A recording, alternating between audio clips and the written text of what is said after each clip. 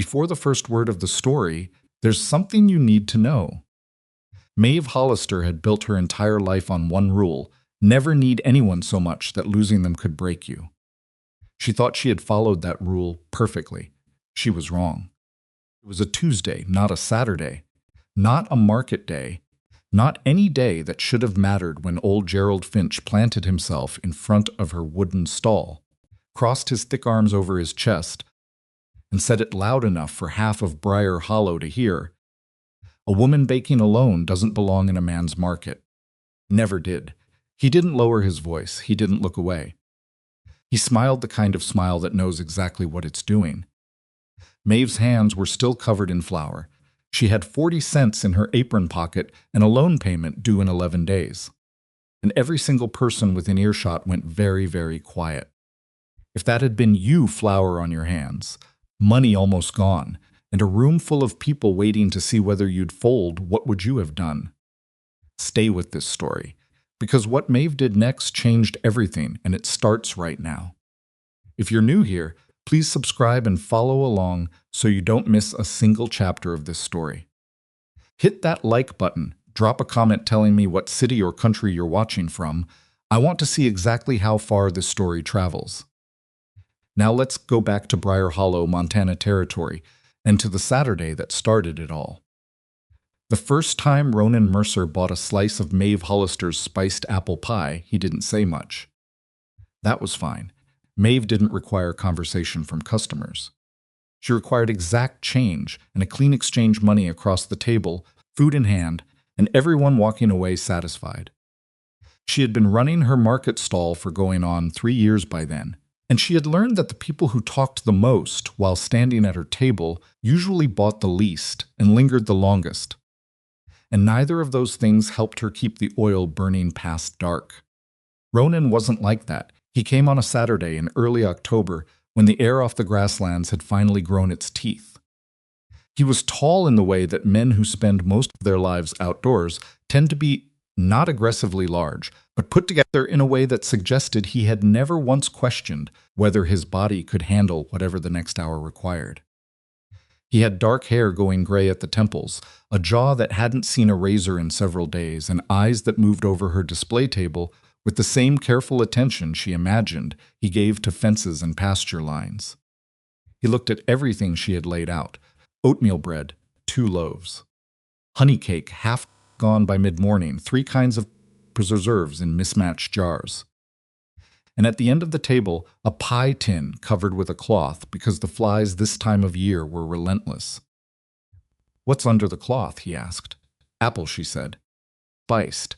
Made this morning." He studied the covered tin for a moment, as if the cloth might tell him something the pie itself couldn't.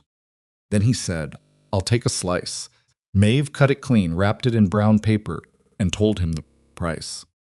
He paid it without negotiating, which already put him ahead of roughly a third of her regular customers.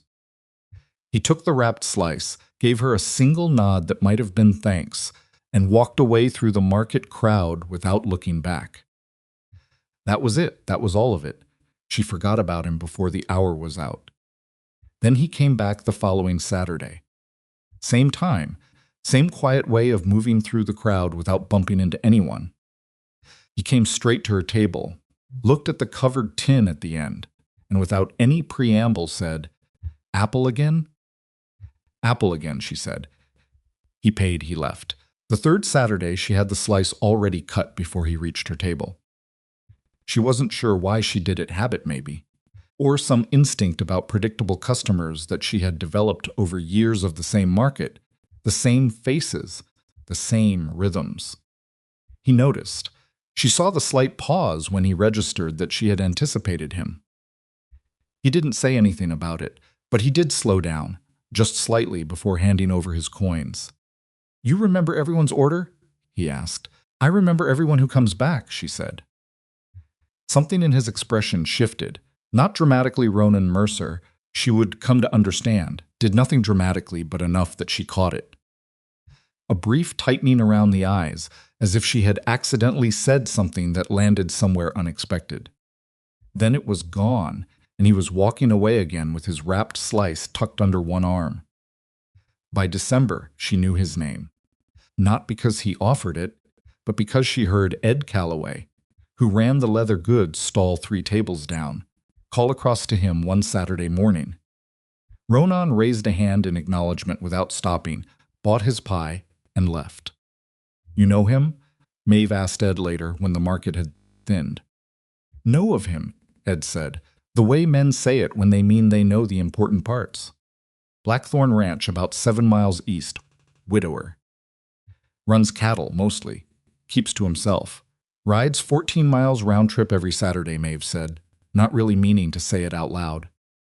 Ed glanced at her with the particular expression of a man who has noticed something he finds amusing, but is wise enough not to comment on. "Suppose he does," he said, and went back to his leather. Conversations, when they eventually came, arrived in pieces the way most honest things do, not all at once, not in the tidy flowing way that stories sometimes describe, but in fragments that accumulated over months until they formed something she hadn't noticed she was building. He mentioned once, almost as an aside, that his late wife had made apple pie from trees she planted herself. He said it without sentimentality, in the flat, factual way of someone who has worked very hard to make peace with a thing and succeeded just enough to discuss it in public. Maeve said she was sorry. He said it had been 4 years. She didn't push, and he seemed to appreciate that. In January, he mentioned, almost accidentally, that the fence along his south pasture had a section that kept collapsing no matter what he did to it. In February, she mentioned, almost accidentally, that she had a dream of turning the old Delaney Sadler's shop on Front Street into a real bakery, not a market stall, not a table outdoors, but a proper place with a door and a counter and enough oven space to stop turning people away. She regretted saying it almost immediately after it left her mouth. She had a habit of speaking things she wanted into the air and then feeling exposed afterward, as if wanting something out loud made it more likely to be taken. But Ronan didn't laugh. He didn't say it was a fine dream in the soft, patronizing way people did when they meant good luck with that.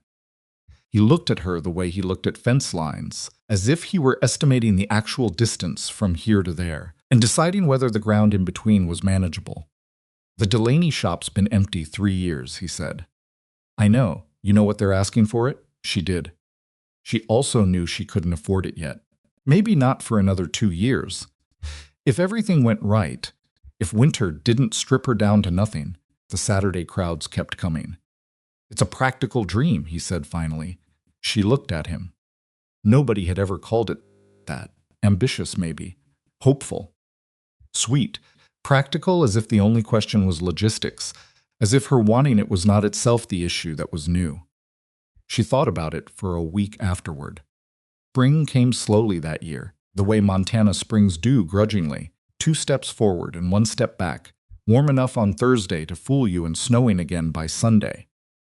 Maeve's stall blew over twice before April was finished. She rebuilt it both times.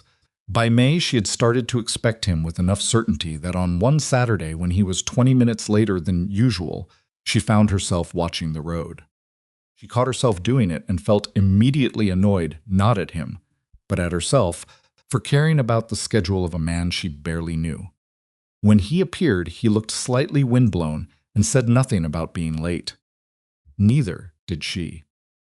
But she noticed that she'd been holding herself a little tighter than usual until she heard his boots on the ground near her table, and she noticed that she released it when he arrived, and she told herself, firmly and with great conviction, that this was only because consistency in customers was good for business.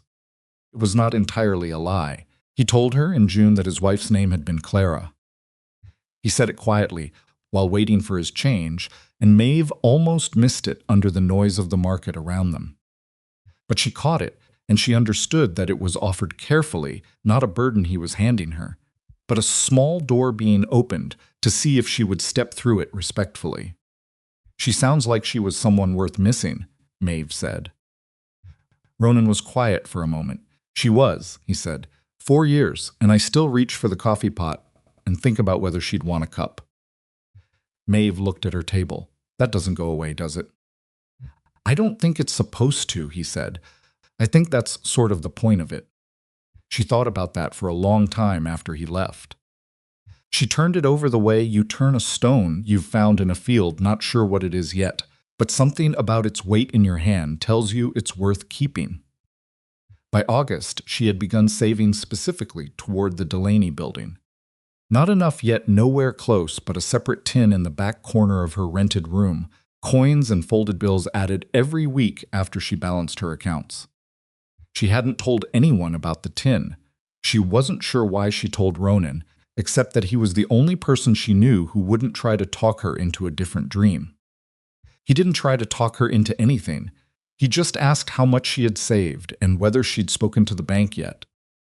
She told him the number, and he nodded slowly, doing arithmetic she couldn't quite follow in his head. 2 winters, he said. Maybe 1.5 if you have a strong fall. 1.5, she said.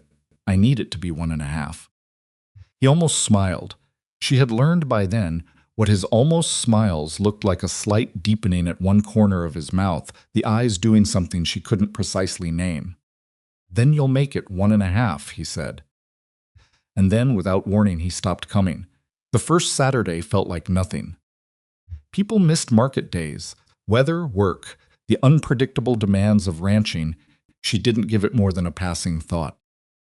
The second Saturday, she looked at the road more than once. By the third Saturday, the third empty week, she had stopped telling herself she wasn't looking for him. She was looking for him, and he wasn't there, and the not knowing was worse than almost anything she could imagine finding. The town had its theories. Old Gerald Finch said maybe the man had finally found some sense. A woman named Pruitt, who ran the dry goods counter, said she'd heard something about an accident. But she'd heard it secondhand, and the details were vague in the way that secondhand accident stories always were enough to frighten without enough to act on. Maeve stood at her table the third Saturday, cut pie for people who were not him, made change with hands that didn't shake because she had never in her life let her hands shake in public. And she thought, I don't even know where his ranch is exactly. She knew the direction. She knew the general miles. She had pieced it together from casual mentions over a year of Saturday conversations. She thought he could be fine. People miss market days all the time. I am not his family, not his business, not his anything. She thought 3 Saturdays. She thought, I am not doing this. She went home, looked at the tin of savings in the corner, and then looked at her horse in the small yard behind her rented room. 7 miles east, she thought. Dry riverbed grassland, a ranch she called Blackthorn. She was on the horse before she had finished arguing herself out of it. The ride-out was not peaceful, and it was not particularly brave in the way that people describe bravery, grand and purposeful, spine straight, mind clear. It was nervous and practical, and she second-guessed herself no fewer than 4 times before she cleared the dry riverbed that Ronan had mentioned once in passing. She wasn't sure what she would find. She wasn't sure what she would say when she got there. But the image that had been sitting in the back of her mind all 3 Saturdays, something about the way he'd looked in June, when he talked about reaching for the coffee pot, wouldn't let her sit still any longer. There are things you know without being able to explain the knowing. She had learned not to argue too long with those things. The grassland was wide, and the wind was its own kind of noise. And somewhere ahead of her, beyond a ridge she could barely make out, was a ranch called Blackthorn, where a man who rode 14 miles every Saturday for pie had not appeared in 3 weeks. She pressed her horse forward. She did not know yet that she was riding toward the most important thing that would ever happen to her. She did not know that the next several days would unmake and remake her in ways that a year of Saturday conversations had only barely prepared her for. She only knew that the not knowing had finally become impossible, and that sometimes the most frightening thing a person can do is simply keep going toward what they cannot yet see. She smelled the ranch before she saw it, not in any pleasant way, not wood smoke and supper, not the comfortable animal smell of a working spread at evening. What reached her first, coming over that last low ridge with the wind pushing at her back, was something sharper. something that didn't belong to healthy livestock or turned earth. It sat at the back of her throat and made her press her heels into her horse's sides without consciously deciding to move faster. Blackthorn Ranch came into view as a collection of shapes rather than a picture: a main house, a barn, two smaller outbuildings, a corral fence running along the east side. Kind of place that had been built carefully over years by someone who intended to stay. The kind of place that looked, from a distance, completely ordinary. It was the corral that stopped her. Ronan's horse was standing loose near the fence, still saddled.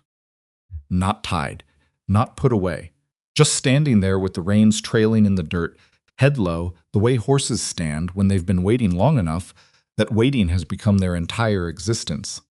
A horse left saddled and loose in an empty yard meant something had gone wrong at the exact moment a man should have been dismounting. Maeve was off her own horse before she reached the gate. She called his name once, sharply, the way you call into a space when you already suspect the silence that's coming back. Nothing moved. The saddled horse turned its head and looked at her with the particular dull attention of an animal that has been spooked and settled and spooked again over the course of too many hours. She found him along the far side of the corral fence, sitting with his back against a post in a way that would have looked like rest if his color hadn't been all wrong. His right leg was stretched out in front of him, and even from several feet away, she could see the swelling above his boot line, the darkening fabric of his trouser leg, the way he held himself very still with the concentrated effort of someone managing something serious. His eyes were open. That was the first thing she checked. Ronan. He turned his head toward her and blinked, and in that blink she saw the fever, the slight lag, the way his focus had to travel a distance to reach her face. Maeve. His voice came out rough, like something that had been sitting unused. You're not— He stopped. Tried again. You're not supposed to be here. Tell me what happened. He had fallen 3 days ago. That was what she eventually pieced together, partly from what he said, and partly from what she found inside the house, a broken boot jack near the back door. A smears on the kitchen floor that told her he'd dragged himself some distance before managing to get upright. He had been thrown against the fence during what he described with remarkable understatement as a disagreement with one of the younger bulls. His right leg had taken the impact. He had gotten himself inside, cleaned the wound badly, wrapped it worse, and then the fever had come in the night like a third consequence of the same bad decision. He had not gone for help because he had not been able to get on a horse. He had not sent anyone because there was no one to send. There's a boy, he said, while she was still crouched next to him, trying to assess how much trouble they were actually in. Neighbor's son rides past the east fence sometimes in the mornings. When is sometimes? He thought about it. Most mornings. Today, I don't know what day it is. She looked at the sky. Late afternoon, maybe 3 hours before dark. She made a calculation the way she made all her calculations, not with full information, because full information was rarely available, but with what she had and an honest estimate of what she didn't. Can you walk if I take your weight? I walked in from the corral this morning. That's not what I asked you. He met her eyes, and for a moment he looked like he wanted to argue, which she took as a good sign. I can walk, he said, if you take my weight. It was not graceful. It was not quick. He was significantly heavier than he looked, and her shoulder took the strain of it in a way that she knew she would feel tomorrow. He moved carefully, deliberately, the way men move when they're trying not to give pain the satisfaction of showing on their face. And she moved with him and didn't comment on the sounds he made, or the pauses he needed, or the moment near the door when he had to stop and breathe before he could keep going. She got him inside. She got him to a chair. She looked at his leg properly, which required removing his boot, which required 10 minutes and cost him more than he was going to admit. What she found was not catastrophic. She had grown up in a household, practical enough that she understood the difference between infected and critical, but it was serious enough that she didn't let her expression do anything useful for him to read. I need to clean this, she said, and I need to do it correctly, which means it's going to hurt, and you should prepare for that. I've had worse, he said. I know, she said. Prepare anyway. She found his supplies by going through the kitchen with the ruthless efficiency of someone who has never had the luxury of not knowing where things were. Boiled water, clean cloth, a bottle of whiskey that she used partly on the wound and offered him the rest of, which he took without being asked twice. She cleaned the injury with the kind of thoroughness that made his jaw lock tight and his knuckles go pale on the arm of the chair. He didn't make a sound that she could hear, but his breathing changed, and she worked as fast as careful allowed. When it was done, she sat back on her heels and looked at the leg and then at him. The fever needs a doctor, she said. I've had fevers before. Ronan, she said it quietly, not unkindly. This isn't an argument. This is information. The fever needs a doctor, and tomorrow morning when that boy rides past your east fence, I am going to send him for one. Tonight I am going to make sure you drink enough water and eat something and sleep somewhere that isn't the ground beside a corral post. He looked at her for a long moment. You don't have to stay, he said. I know I don't have to. Something crossed his face that she couldn't entirely read. Part of it was fever, she thought. Part of it was something else, something older than the fever, something that lived in the careful space he kept around himself, the way you keep space around a thing that's been broken and reset and might not hold if pressure is applied wrong. There's a guest room, he said finally, down the hall. Clara, he stopped. Started again. The bed's made up. Good, she said. First, let's get you to your own. The house was not what she expected, and she spent the first 2 hours inside it revising assumptions she hadn't known she was making. She had expected a bachelor's neglect dishes, stacked, floors unswept, the particular disorder of a man living alone who has decided that certain standards belong to a different chapter of his life. Instead, the house was clean in a way that had something almost deliberate about it. Not obsessively tidy but tended, the kitchen surfaces were clear. The floors were dusty in places, but the dust was even, the kind of dust that accumulates over days rather than months of not caring. But there were other things. A woman's shawl, deep green, folded over the back of a particular chair near the window. Not stored away placed, the way you place something you expect someone to reach for again.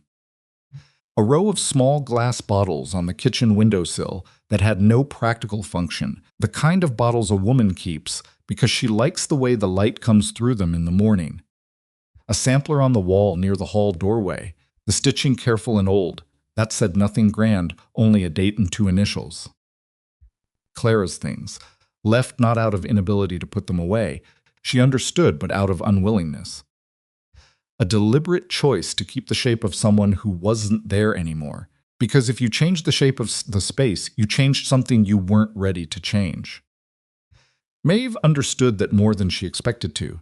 She moved around the house, doing the things that needed doing, water heating on the stove, a simple broth from what she found in the larder, an inventory of food that told her he hadn't been eating properly for at least a week before the fall, and she was careful around Clara's things, the way you're careful around someone else's grief. She didn't move them. She didn't comment on them. She worked around them, as if they were simply part of the room's architecture. Ronan slept fitfully that first night. She checked on him twice, refilled the water beside his bed, opened the window a crack to bring the temperature down the way her mother had taught her to manage fevers before there were any better options. His forehead was hot enough to make her jaw tighten. Both times she pressed her hand there, but his breathing was steady, and steady breathing was something to hold on to. She sat in the kitchen for a while after midnight, at the table that faced the windowsill full of Clara's bottles, and she drank the last of the broth she'd made because she hadn't eaten since morning, and her hands were starting to show it. The house made its noises around her, the settling sounds that all old houses make, the wind outside finding the gaps it always finds. She was 41 years old, and she had been alone in houses before, in much harder circumstances than this, and the aloneness didn't frighten her. What she sat with instead was something harder to name. The sense that she had walked into the middle of something she didn't fully understand. The sense that this house was telling her a story she had only heard half of, and that the half she'd heard at the market on Saturday mornings had been carefully edited by a man who was very skilled at keeping his actual interior life off the table along with his coins. She looked at the green shawl on the chair. She wondered what Clara had been like. She wondered, which she did not particularly enjoy wondering, what it meant that she was sitting in this kitchen at midnight, thinking about a woman she had never met, whose husband she barely knew, in a house she had ridden 7 miles to reach because 3 Saturdays had passed without a specific kind of boots on the ground near her stall. She finished the broth. She went to bed in the guest room, which had a quilt in colors that someone had chosen with care, and she told herself she was simply being practical. She was not entirely convinced. The neighbor boy's name was Danny, and he was 12, and he came past the east fence in the early morning, the way Ronan had said, though, later than she'd hoped, and moving at the leisurely pace of a boy who has been sent on an errand he doesn't consider urgent. She intercepted him from the yard and gave him the message for Doctor Aldous in Briar Hollow with a clarity and seriousness that made him sit up straight on his horse and take it in. "Tell him it's an infected leg wound and a high fever," she said. "Tell him the patient has been managing alone for 3 days. Tell him there's no delay he should consider acceptable." Danny nodded with the wide eyes of a boy being treated like a competent adult for possibly the first time, and he was gone at a considerably faster pace than he'd arrived. The doctor came by afternoon. Dr. Aldous was a compact, gray-haired man with the manner of someone who had seen every kind of human mistake that could result in a medical emergency and had made his peace with all of them. He examined Ronan's leg with calm thoroughness, administered what he had in his bag, and gave Maeve instructions for the next several days, with the directness of a man accustomed to explaining things to whoever was actually present and paying attention, rather than whoever was theoretically responsible. "Fever needs to stay managed," he said, pulling his bag closed. "The infection's been caught before the worst of it, which is your doing, not his. He'll need broth and water consistently, not when he asks for it, because men with this kind of fever stop asking for things when they start feeling wrong. Keep the wound clean and dressed, and he cannot, I want to be plain about this, he cannot be alone until the fever breaks cleanly. Not a mild improvement, a clean break, 2 days of normal temperature, then we talk about what comes next." Maeve looked at him. "How long?" "4 days at best," Aldous said. "Could be 6. You're not from the ranch?" "No, I'm from town." He looked at her with the expression of a man connecting facts without commenting on their arrangement. "Is there family I should be notifying?" "No family." "Is there someone else who can—" "I'll stay," she said. The words came out before she had fully finished deciding them, which was, she was discovering, a habit she had when the decision was actually already made, and she was simply letting the rest of herself catch up. Aldous nodded as if this was perfectly sensible. "Good," he said. "Then you know what to do." After he left, she went to check on Ronan and found him awake, which was more awareness than he'd managed in the previous hours. His eyes tracked her properly when she came through the doorway, which was the thing she'd been watching for the difference between awake and present. "Was that Aldous?" he said. "Yes. What did he say?" "He said you were fortunate the infection was caught when it was." She set the fresh water on the table beside his bed and looked at him. "He also said you need several more days of consistent care before you can be left alone." Ronan was quiet for a moment. "Maeve, don't," she said. "You have your stall. You have your market days. One more Saturday won't ruin me." She pulled the chair closer to the side of his bed, the practical wooden one that had been there already, and sat down. "I've survived worse market losses than a missed Saturday, and you know that because I've told you so." He looked at the ceiling. His jaw worked in the way it did when he was deciding something, the particular tension she'd noticed over a year of Saturday conversations, the almost but not quite of a man weighing what he wants to say against what he thinks he should say. "Why did you come?" he said finally. It was not the first time she'd asked herself that question, and she had not arrived at a fully comfortable answer. Because 3 Saturdays passed, she said. That's not an explanation. The one I have. He turned his head on the pillow to look at her, and the fever had taken some of the careful composure he usually maintained, had peeled back whatever top layer he kept in place, so that what was underneath was more visible than she suspected he'd have chosen. He looked tired in a way that had nothing to do with the illness.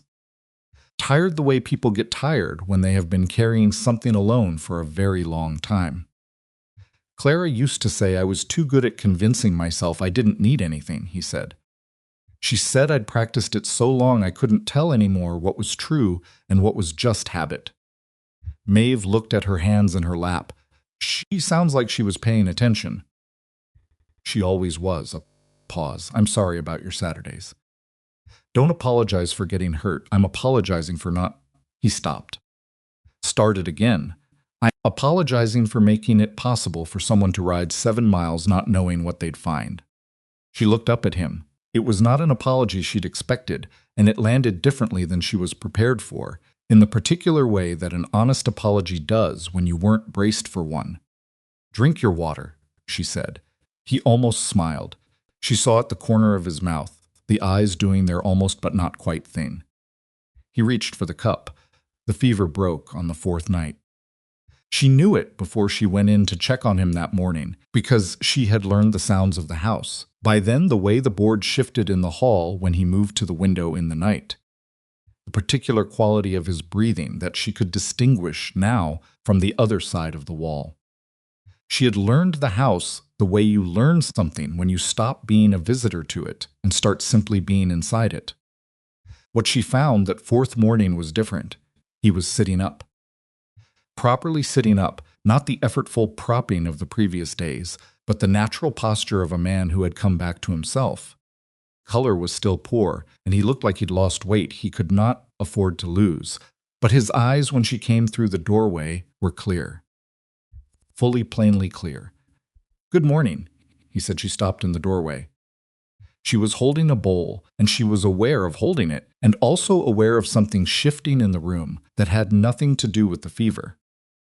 Good morning, she said. He looked at her for a moment.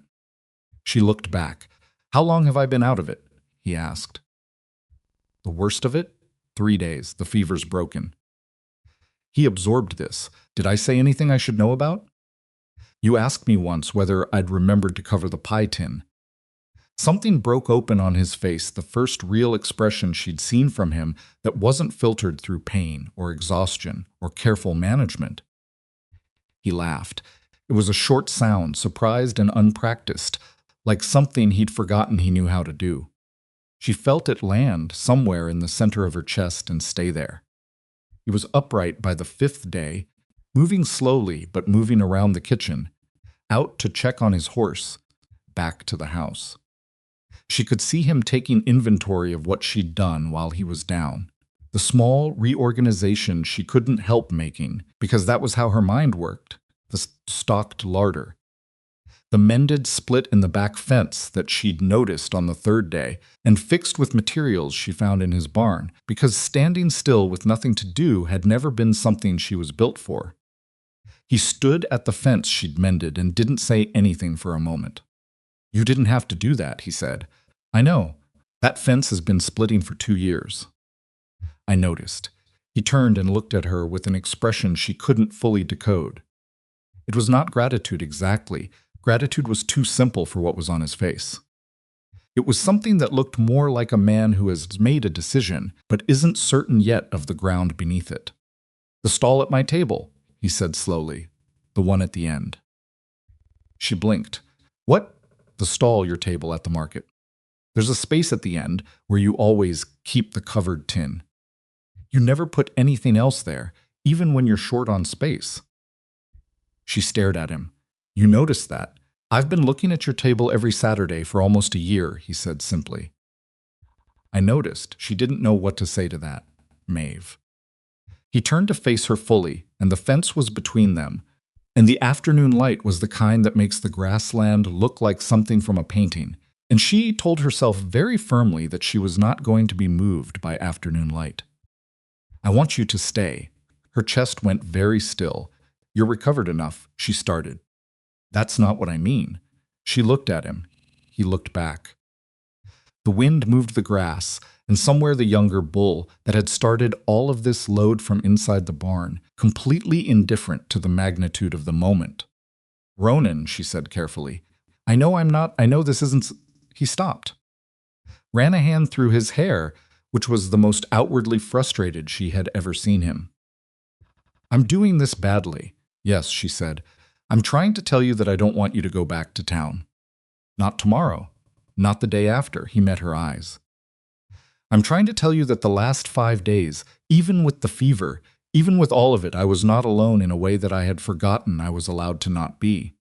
Maeve looked at the mended fence, looked at the grass, looked at her own hands, which had flour on them this morning from the bread she'd made because the larder needed it, and bread was something her hands knew how to do without her permission. That's the most you've ever said at one time, she told him. I have a lot stored up, he said. She almost laughed. Almost, she kept it to the edge of her mouth. I have a stall, she said, and a dream of a bakery that isn't going to fund itself. I know, and a life in town that I've built on my own over 3 years that I am not prepared to set aside. I'm not asking you to set it aside, he said it quietly, but there was something underneath it that she felt the weight of. I'm asking you to let me keep showing up on Saturdays. And maybe some days that aren't Saturdays. She looked at him for a long moment. You really rode 14 miles every week for a year, she said. For one slice of pie, I really did. That's excessive. I'm aware. Most people would have bought the whole pie. Most people aren't me, he said. Maeve looked at the grassland. Looked at the house behind him, which she knew now in the particular intimate way you know a place after 5 days of living inside it, the board in the hallway that creaked, the window in the kitchen that stuck, the chair where someone had left a green shawl folded 4 years ago, and where it remained because some things you are not ready to move, and there is no shame in that. She had sat in this kitchen at midnight and drunk broth from a woman's bowls and used a woman's cloth for bandages and moved carefully around a woman's memory, and she understood something about Ronan that she had only glimpsed before. He was not a man who let people in easily. She was not a woman who let herself need people easily. These were possibly 2 problems that were actually 1 problem. Saturdays, she said finally. To start, and the pie is never free, she said. I don't do charity, and I don't want you thinking you've earned something. I'd never assume I'd earned anything, he said. And the way he said it carefully, with a kind of precision that told her he understood what she meant and why she needed him to understand it, made something in her chest go quiet that had been running at a low hum for several days. She picked up the bowl she'd set on the fence post. Come inside, she said. You need to eat, and you're not going to argue with me about it. I know better than to argue with you about food, he said, and she heard him fall into step behind her, and the afternoon light did whatever afternoon light does, and she didn't let herself think about any of it too carefully. She had a stall to return to in the morning. She had a tin of savings in the corner of her rented room. She had a dream that was getting closer 1 week at a time. And she was beginning to suspect, against her better judgment and every practical calculation, she had applied to the situation someone who understood the difference between her dream and her usefulness, and who had noticed the empty space at the end of her table without being asked. She didn't know yet what to do with that, but she was beginning to believe that not knowing what to do with something was not the same as not wanting it. She went through the door of Blackthorn Ranch and started making supper, and the house settled around her the way houses do when they have been empty of the right kind of noise for too long, and she let herself, just for the length of that evening, simply be inside it. She left Blackthorn Ranch on a Thursday morning. It was not a dramatic departure. There was no moment at the door where she turned and said something that crystallized everything they had spent a week not quite saying. She packed what she'd brought, checked his leg one final time, told him the instructions, doctor. Aldous had given her as if reading from a list, even though she had them memorized. and walked out to her horse, while Ronan stood on the porch watching with his arms at his sides, and that particular stillness of his that she had come to understand was not indifference, but its exact opposite. "Saturday," she said from the saddle. "Saturday," he said. She rode back to Briar Hollow with the morning behind her and spent the first mile trying to identify exactly what she was feeling, which was a thing she rarely bothered doing because feelings were not a category she generally found useful for analysis. What she arrived at after a mile of honest inventory was something that resembled the sensation of standing at the edge of a thing she could not fully see the bottom of, and knowing she was going to have to decide whether to step forward or step back, and that neither option was going to be comfortable. She went back to her stall the following Saturday. Ronan came. He was moving with a slight stiffness she noticed but didn't comment on, and he paid for his slice the same way he always had, and he didn't linger any longer than usual. But there was a change.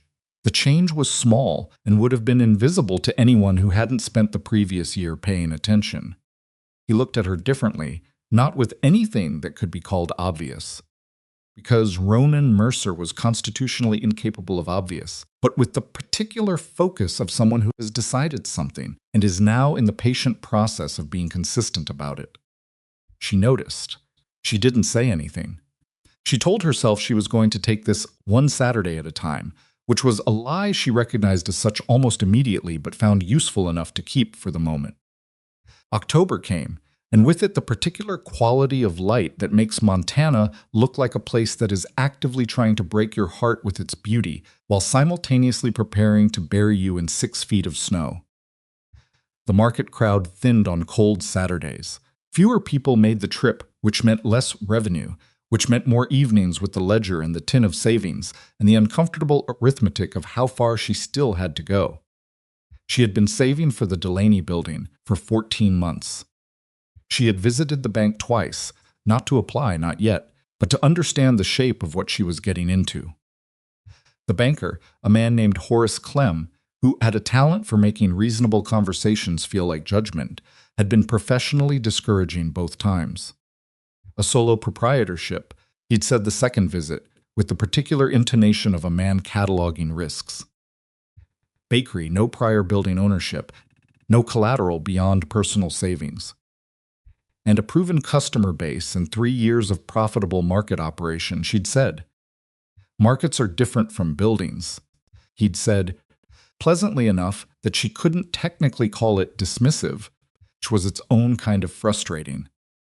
She walked out of the bank both times feeling the specific anger of a woman who has done everything right and is still being asked to prove it differently. She put the anger in the same place she put most of her inconvenient emotions, somewhere behind her sternum, where it could fuel her rather than distract her, and she went back to her stall and made better pie. But she started thinking about what Ronan had said in August. 2 winters, maybe 1.5. The quiet arithmetic of someone who had looked at her situation and seen it as solvable rather than impossible. She hadn't told him about Clem. She wasn't sure why. Actually, she knew why. She didn't want him to try to fix it. She didn't want to find out whether she would let him. November arrived with the kind of cold that doesn't ask permission, and with it, something shifted in the rhythm of Ronan's Saturdays. He started staying longer. Not dramatically longer, not in a way that disrupted the flow of the market or drew attention she didn't want. But where he had always left before the crowd thinned, he now stayed until it did. Standing to one side of her stall with his coffee, she had started making coffee because the mornings were cold, and it gave her hands something to do and talking in the quiet, calibrated way that had become their particular mode of conversation over 14 months. Piece by piece, sentence by sentence, nothing that felt like a declaration, and everything that felt like the slow, careful construction of something that neither of them was prepared to name yet. He told her things. He told her about Blackthorn in a way he hadn't at the market table, where their conversations had always been bounded by the presence of other people and the professional context of buyer and seller. He told her about the south pasture that flooded every spring and the season he'd lost a third of the herd and spent a winter rebuilding from numbers that would have destroyed a less stubborn man.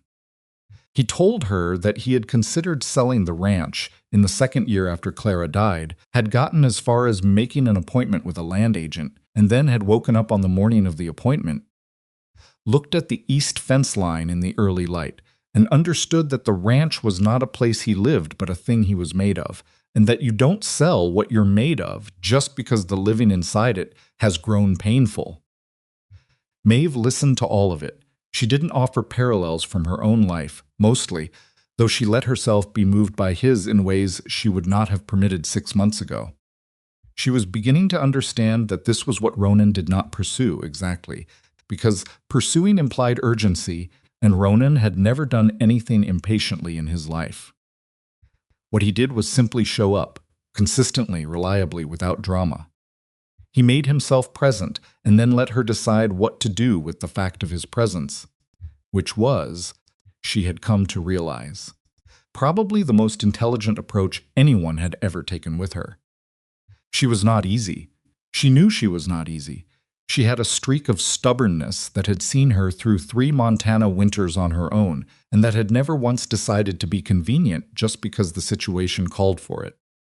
She kept the world at a certain distance, not because she didn't want it closer, but because she had learned, at various points in her life, and in various ways, that want and wisdom were not always the same thing.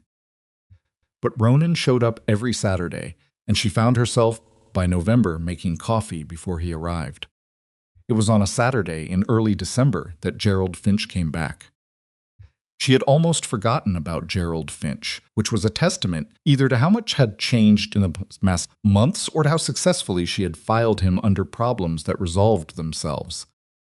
Gerald ran 2 market stalls, dry goods and hardware supplies, and had positioned himself years ago as the person who decided the unofficial rules of the market, where stalls could be placed, which vendors were welcome, what standards the whole operation should meet. He had no actual authority to do any of this. He had simply acted as though he did for long enough that people had stopped questioning it. His problem with Maeve was not complicated. She was successful. She was female. And she had politely declined to defer to his various suggestions about where her stall should be positioned, what hours she should keep, and whether her customer base might be better served if she sold simpler items.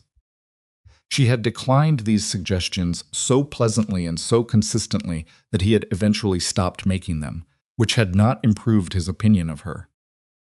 What Gerald had decided, apparently, was that Ronan Mercer's visible presence at her stall constituted some kind of leverage that hadn't existed before. He came over on that December Saturday while Ronan was standing beside her table with his coffee, and he said loudly, in the way that Gerald always said things he wanted other people to hear Mercer, "Didn't know you were in the business of charity work." Ronan's coffee cup stopped halfway to his mouth. Maeve kept cutting the bread she was cutting.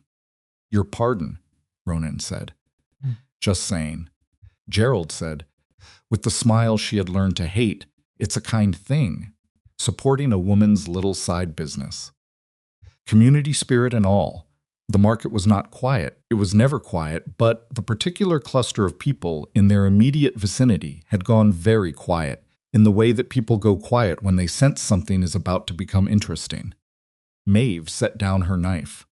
She looked at Gerald Finch with the full, level attention she generally reserved for things that required her complete concentration, and she said, "Gerald, how many loaves of your bread sold last Saturday?" Gerald blinked.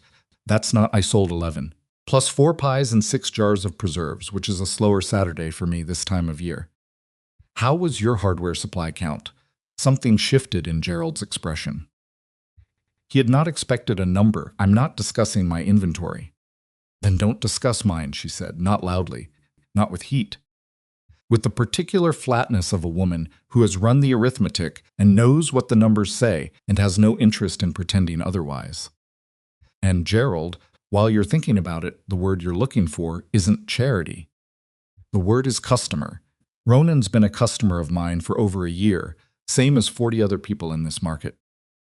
If you'd like to discuss what a side business looks like versus a primary income, I'm happy to compare ledgers. Gerald's smile had gone tight. He looked at Ronan. Ronan said nothing. He simply looked back, with the expression of a man who has decided that every word necessary has already been said by someone more qualified. Gerald left. The cluster of people nearest them dissolved back into their various activities with the careful casualness of people pretending they hadn't been listening. Ronan lowered his coffee cup. "You didn't need me to do anything there," he said. "No," she agreed. "Did you want me to?" She thought about it for a moment, honestly. "No," she said again. "But I noticed that you didn't." He looked at her. "Why would I? Most men would have." "Most men don't understand what it costs a woman to fight that battle herself," he said. "And what it costs her if someone else fights it for her." She looked at him for a moment longer than she meant to. "Eat your pie," she said. He ate his pie. Christmas passed quietly. She spent it working. The holiday crowd wanted baked goods in quantities that kept her oven running from before dawn until afternoon. And the money was good enough that she let herself feel something close to satisfied looking at her ledger on the evening of December 26th. One more season like this one, and she would be close. One more season after that, and she would be there. Unless prices went up, unless winter hit harder than expected. Unless Clem at the bank found new reasons to be professionally discouraging. She was sitting with that particular uncertainty, the kind that lives in the distance between where you are and where you intend to be. And that keeps you company whether you invite it or not when Ronan appeared at her door on the evening of December 27th. He had never come to her rented room before. She had told him, months ago, which building it was. In the offhand way you tell someone practical information in case it becomes relevant, and she had not particularly expected it to become relevant. But here he was, in the early evening dark, with his hat in his hand, and the cold coming off his coat in the way that cold comes off men who've been riding through it. "I was passing through town," he said. "You live 7 miles east," she said. 7 miles isn't far. She looked at him for a moment. "Come in if you're coming in," she said. "It's cold, and I've got the stove going." He came in. He looked at the room not intrusively, not with the appraising look she'd half expected, but with the same careful attention he'd given her market table all those months ago. Her room was small. It was clean, the way she kept everything she was responsible for. The tin of savings sat on the shelf beside her lamp, which was a thing she hadn't had a reason to hide from anyone before and found she didn't want to hide from him now. He sat at her table. She made coffee because it was what her hands wanted to do, and there was something about making coffee for someone in your own space that was different, more interior, more revealing than making it at a market stall in the open air. "I spoke to the man who owns the Delaney building," he said. She went very still. "Ronan." "I didn't make any offers," he said quickly, and she recognized the speed of it. He had anticipated her reaction, which meant he had thought carefully about this before coming. "I just had a conversation. I wanted to know whether the asking price was the real price or the starting price, and what the condition of the interior was, because you can't see the interior from the street." She stood with the coffee pot in her hand. "And the real price is lower than the posted price by about 15%. Delaney wants it sold. He's been sitting on it and paying maintenance on an empty building, and he's tired of it. The interior needs work, but most of it is structural cosmetics. The beams are sound, the floor is solid, the chimney's been repointed recently." He met her eyes. "The oven installation would be the main expense." "Maeve set the coffee pot down. You went and did all that," she said. "I thought you'd want to know. You could have told me to go find out myself." "You were working," he said. "I wasn't. It cost me nothing to ask a question." She sat down across from him and looked at him in the lamplight, which was not particularly flattering to either of them and was therefore honest in the way she appreciated. He looked back. "This doesn't change anything about the financing," she said. "The bank, I know. Clem isn't going to. I know that too." He was quiet for a moment. "There are other lenders. There's the Territory Credit Cooperative in Billings. I've worked with them for the ranch, twice. They're slower than Clem, and the paperwork is worse, but they look at income history differently. Stared at him. You looked into that too. I wrote them a letter in November, he said. Asked them what they generally required for a commercial proprietorship application. Just the general requirements, not for any specific applicant. She put her hands flat on the table. Ronan Mercer. Yes? Why? He looked at her steadily. Because your dream is a practical one, he said. And practical things can be solved. I'm good at solving practical things. The room was quiet for a moment. The stove made its sounds. Outside, Briar Hollow made its nighttime sounds, which were few and muffled by the cold. I'm not going to let you finance it, she said. I know. Or co-sign anything. I know. This is going to be mine. All of it, the name above the door and the debt behind it, and the success or failure of it, all of it is going to be mine. I know, he said, for the third time. And the third time it had a quality of patience in it that was not resignation, that was something more like I have always known this. I am only waiting for you to believe that I know it. She looked at her hands on the table. The lamplight made everything amber and close. You rode 7 miles in the dark in December to tell me the interior beams are sound, she said, and that the asking price is negotiable. She looked up at him. He was almost smiling, the corner of his mouth, the particular quality around his eyes. She had learned to read his almost smiles the way she read weather on the grassland, not dramatic, but telling you exactly what was coming if you paid attention. You're going to stay for coffee, she said, if you're offering. I'm offering. She poured 2 cups, and they sat at her small table in her small room and talked about the Delaney, building the way she had always talked about it in her own head, not as a fantasy, not as a distant hope, but as a problem with specific dimensions that could be approached from specific directions with specific tools. Ronan knew things about construction she didn't. She knew things about kitchen layout and workflow that he had no frame of reference for. Between the two of them, the problems got smaller and the solutions got more specific. And by the time she looked up and realized, the hour was later than she'd noticed. The dream she'd been carrying alone for 3 years had developed. Very quietly, the particular weight of something shared. She was unsettled by this. She was also more privately, deeply, and uncomfortably relieved. January brought the hardest cold of the winter, and with it a stretch of Saturdays when the market was thin and the walking money was slow, and the arithmetic in her ledger required more optimism than she generally extended to arithmetic. She kept her stall, she kept her hours, she kept her tin of savings, and did not touch it, even on the 2 evenings when she thought very seriously about touching it. Ronan came every Saturday. Wind, cold, ice on the road, it didn't change his schedule in any way she could detect. He bought his pie. He stood at the edge of her stall with his coffee, and he talked to her in the quiet, consistent way that had become a structural element of her weeks, in the way that the stall itself was a structural element. The way the savings tin was a structural element. She had stopped analyzing it. She had started simply accepting it, which was, for Maeve Hollister, a significant behavioral development. But January also brought something else. It brought Nora Hedges. Nora was the widow of a rancher who had owned land adjacent to Blackthorn, a woman several years younger than Maeve, with the kind of beauty that didn't require effort and the kind of manner that made people comfortable in the immediate vicinity of that beauty, which was, in Maeve's assessment, the more significant feature. She had known Ronan for years, had known Clara, too, the way all the ranching families in the area knew each other through proximity and mutual dependence. When her husband had died 18 months ago, Ronan had helped manage the funeral arrangements, because that was the kind of thing that men like Ronan did for neighbors.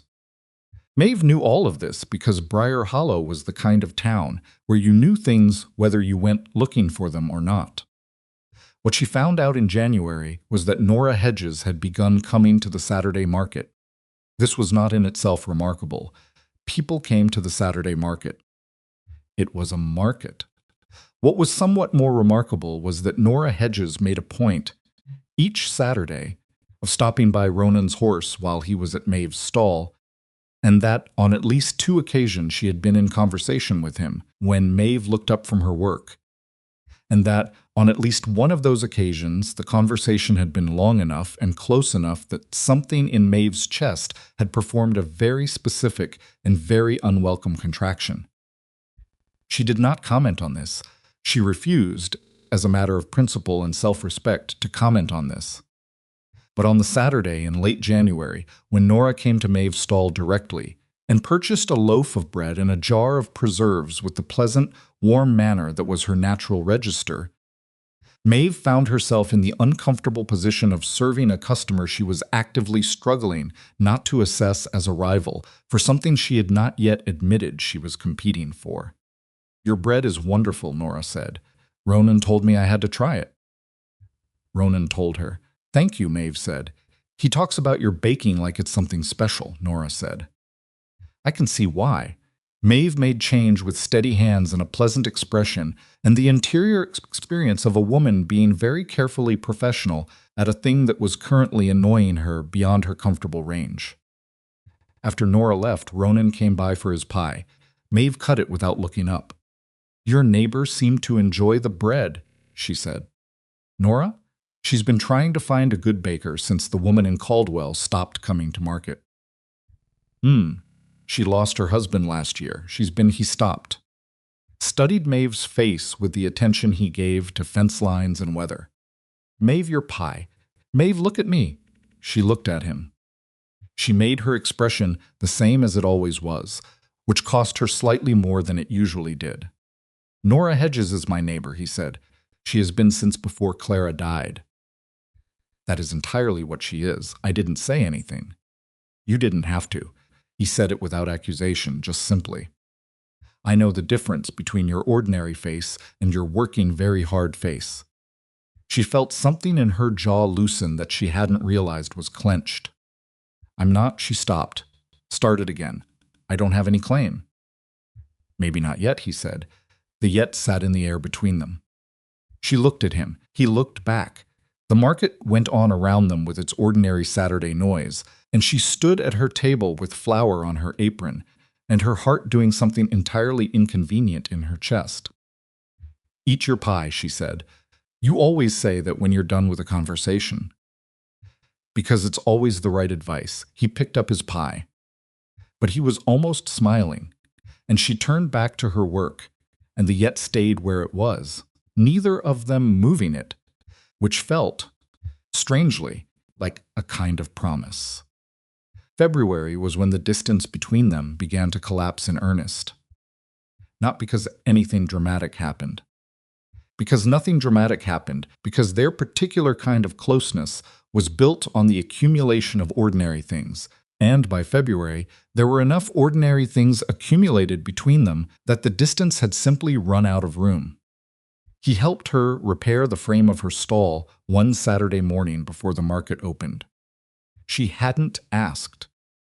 He had simply noticed it was failing and arrived early with tools, and she had let him, which she would not have done 6 months ago, would have said she could manage it, which was true, but would have cost her time she didn't have. She stood beside him and handed him what he needed, and they worked in the early cold with their breath making small clouds and the market setting up around them. And it was so entirely ordinary that it made her chest ache in a way she had no useful category for. He told her in February about the morning Clara died. He had not planned to tell her.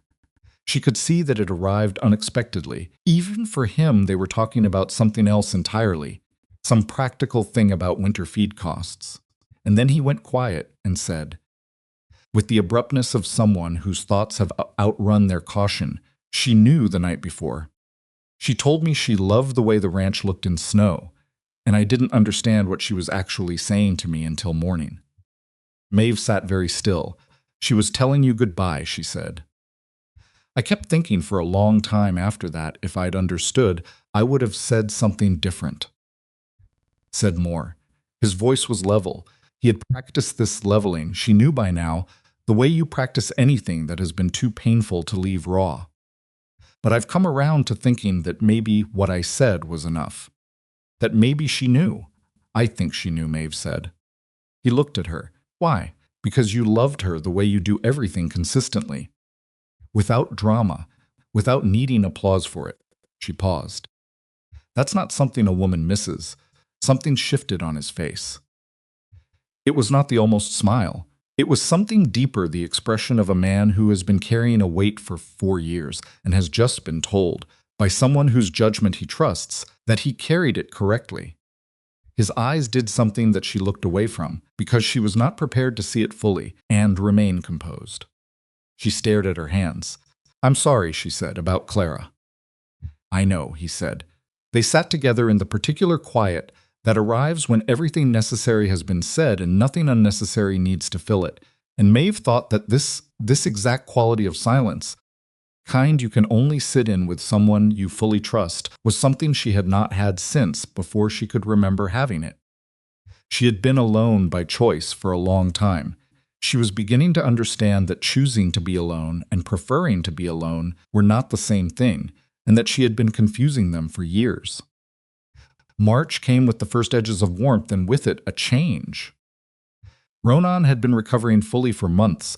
By then his leg no longer stiff, his color long since restored, the fever belonging to the previous year, in the way that bad things eventually belong to previous years, if you're lucky enough to let them.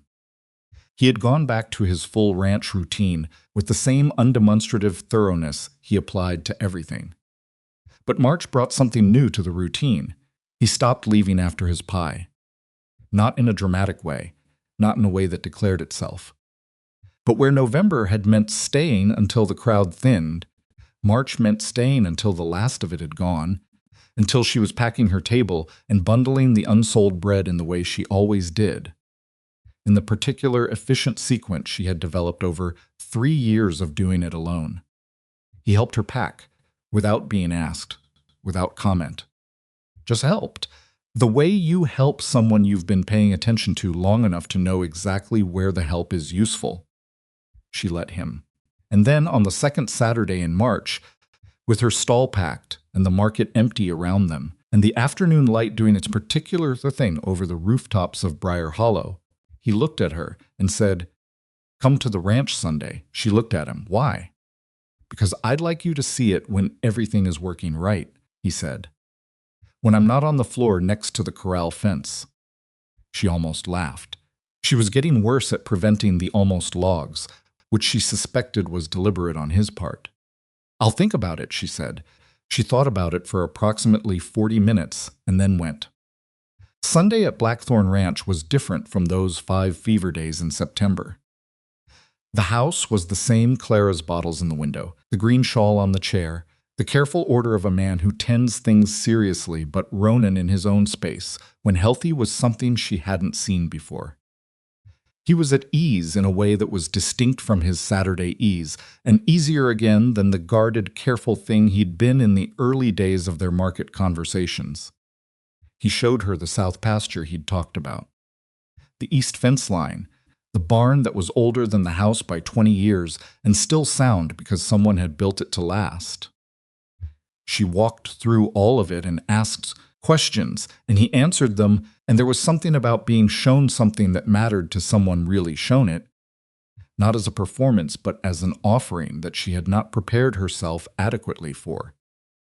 She stood at the east fence and looked out at the grassland in the March light and thought, I could love this place. She caught the thought and held it carefully, the way you hold something that might break if you hold it wrong. I could love this place. Then quieter, I think I already do. She said none of this. She went back to the house, and he made a meal that was simple and imperfect, and nothing like what she would have made, but was given with the particular honesty of a man cooking in his own kitchen without apology. And they sat at the table, where Clara's things still lived in their careful places, and talked until the dark came down.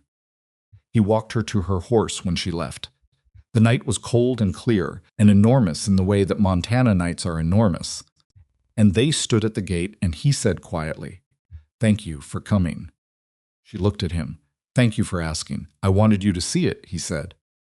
The way it actually is. I like the way it actually is. Something in his face went very still. Then he said simply, I'm glad. She rode back to Briar Hollow in the dark and the cold, and she let herself feel what she was feeling without arguing with it, which was new. What she felt was warm and frightened and more certain than she had expected to be, and she held all of it together without trying to sort it into categories. She was falling in love with Ronan Mercer. She had possibly been doing it for a long time without permitting herself the word. That was fine. The word was there now. She could manage it. What she did not know, what was still several weeks ahead of her, waiting in the particular blind spot of the future, was what he was going to say when the moment finally broke open between them, and how 4 small words chosen carelessly in a moment of desperation could almost undo everything they'd built.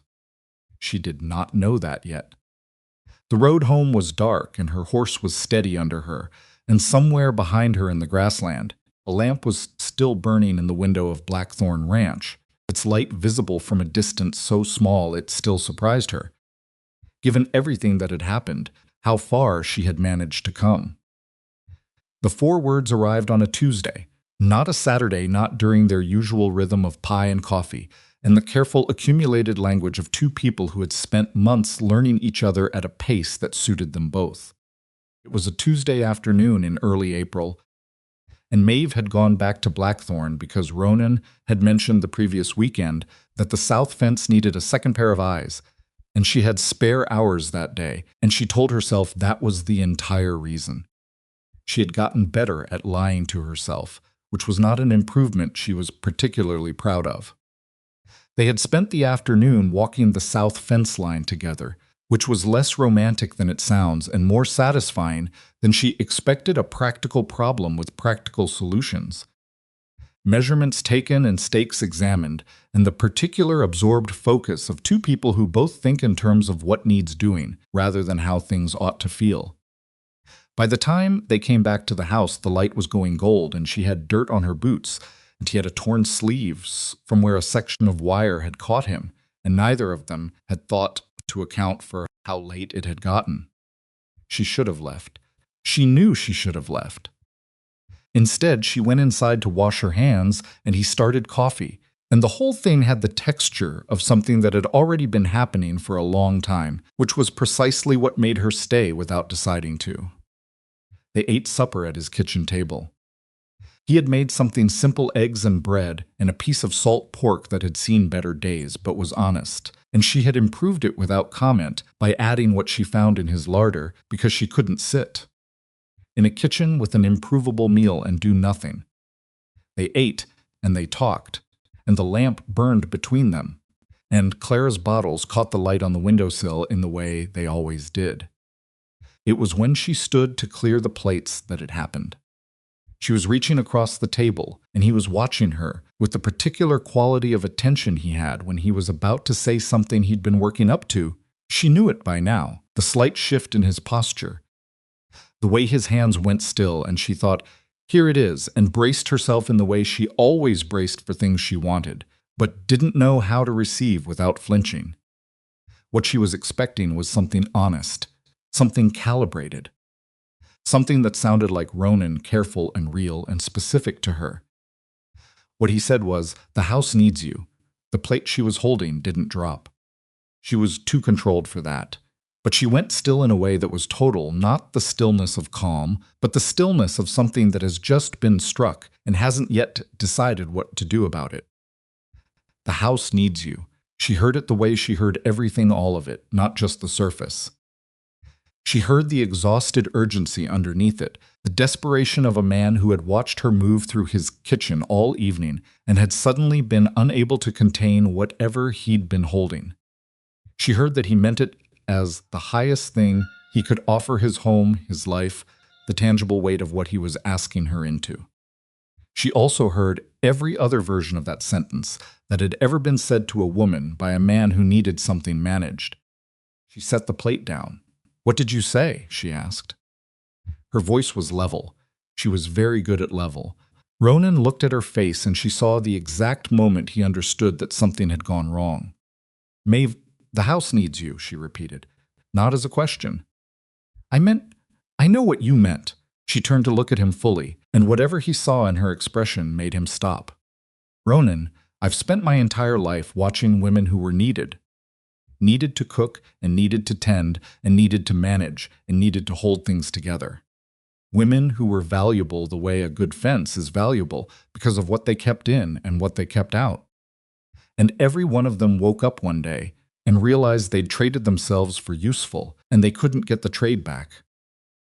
That's not what I— Let me finish, she said it quietly, not with heat, which was somehow worse. You didn't say I need you. You said the house needs you. And I understand that those feel like the same thing to you right now, in this moment, and I understand why you said it. But they are not the same thing, not even close to the same thing.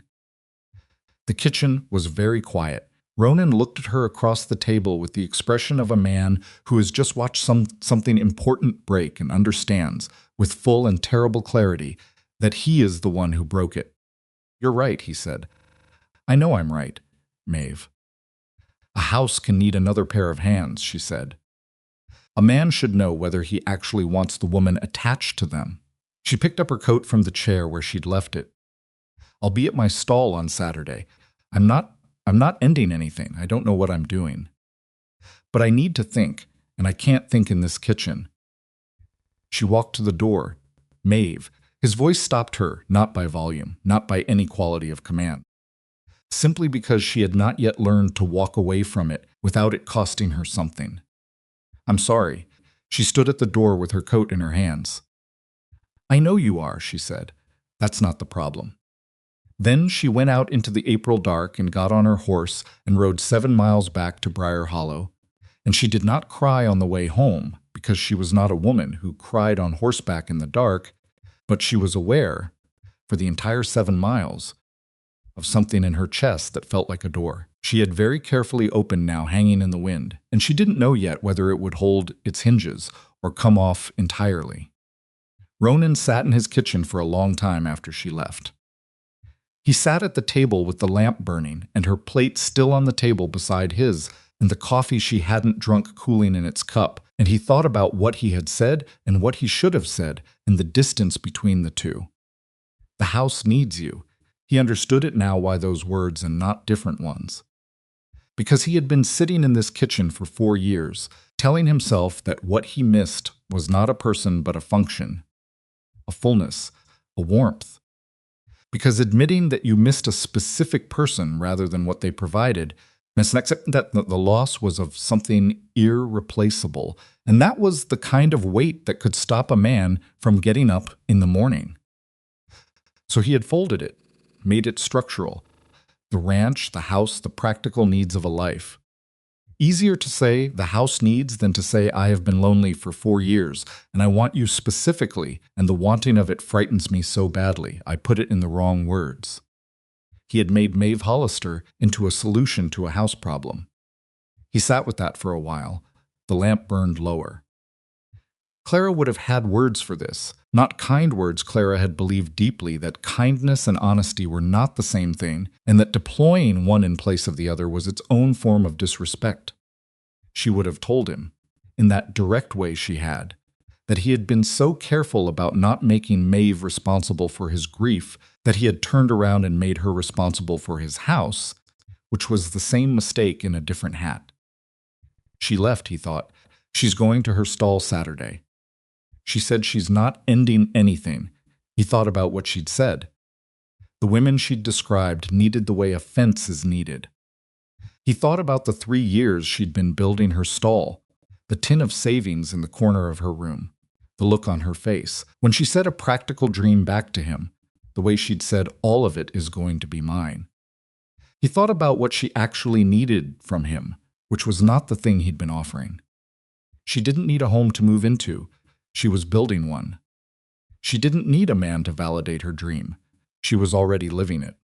What she needed, the only thing she had ever, in 2 years of Saturdays and 7 miles and fevers and fence lines, actually asked of anyone, was to be seen as the person she was choosing to become. Not the person who would be useful to someone else's life. Her own person in her own right, making her own name above her own door. He sat with this for a long time. Then he put on his coat and went to the barn, not to ride anywhere, but because he thought better when his hands were doing something, and he stood in the barn for a considerable while, thinking about the Delaney building on Front Street. He didn't go to her on Wednesday. He didn't go on Thursday. He rode into Briar Hollow on Friday morning, alone, before the market day, before anyone was particularly awake or paying attention, and he went to see a man named Aldous Delaney at his current residence above the hardware store and had a conversation that took less than 20 minutes. He did not make an offer on the building. He did not put any money down. What he did was ask to see the interior, which Delaney, who had been wanting someone to be interested in the building for 3 years, and was therefore not inclined to refuse a reasonable request, agreed to readily enough. Ronan walked through the old saddler's shop with Delaney trailing behind him and looked at it the way he looked at fence lines, with the specific practical attention of someone who is not imagining what something could be, but measuring whether what it could be is actually achievable. The beams were sound. He had told Maeve that already, from the outside assessment in December, but sound from the outside and sound from the inside were different things, and he needed to be right. The floor was solid oak, dried out in places but repairable. The chimney, as he'd said, was recently repointed. The space was larger than it looked from Front Street because the back room, which had been the saddler's workshop, extended further than the storefront suggested. There was a window in the back room that faced east, which meant morning light, which meant he thought about this specifically, that anyone working in that back room in the early hours before the town woke up would have the light coming in at exactly the angle that made work easy rather than hard. He stood in the back room for a long time. He measured the walls with a tape he'd brought from the ranch. He wrote the numbers in his pocket notebook with the stub of pencil he always carried. He looked at the ceiling height and the load-bearing walls and the places where an oven installation would be structurally optimal versus merely possible. He was not buying it. He was not going to buy it. But when Maeve Hollister walked into the Billings Cooperative Bank with her application and her 3 years of market records and her tin of savings turned into a cashier's deposit, she was going to walk in knowing exactly what she was financing. Every beam, every floor plank, every calculation about where her counter should go and how many customers it could hold on a busy Saturday. He went back to the cooperative bank's standard requirements, which he'd requested in November. He cross-referenced them with what he knew of her income history. He wrote a second letter not requesting anything, not applying for anything, simply asking, as a ranching customer of 7 years standing, whether commercial proprietorship applications from the Briar Hollow area were processed at the branch level or required Billings review. He was not financing her. He was removing as much of the fog as possible so that when she walked into that building, she would not be walking in blind.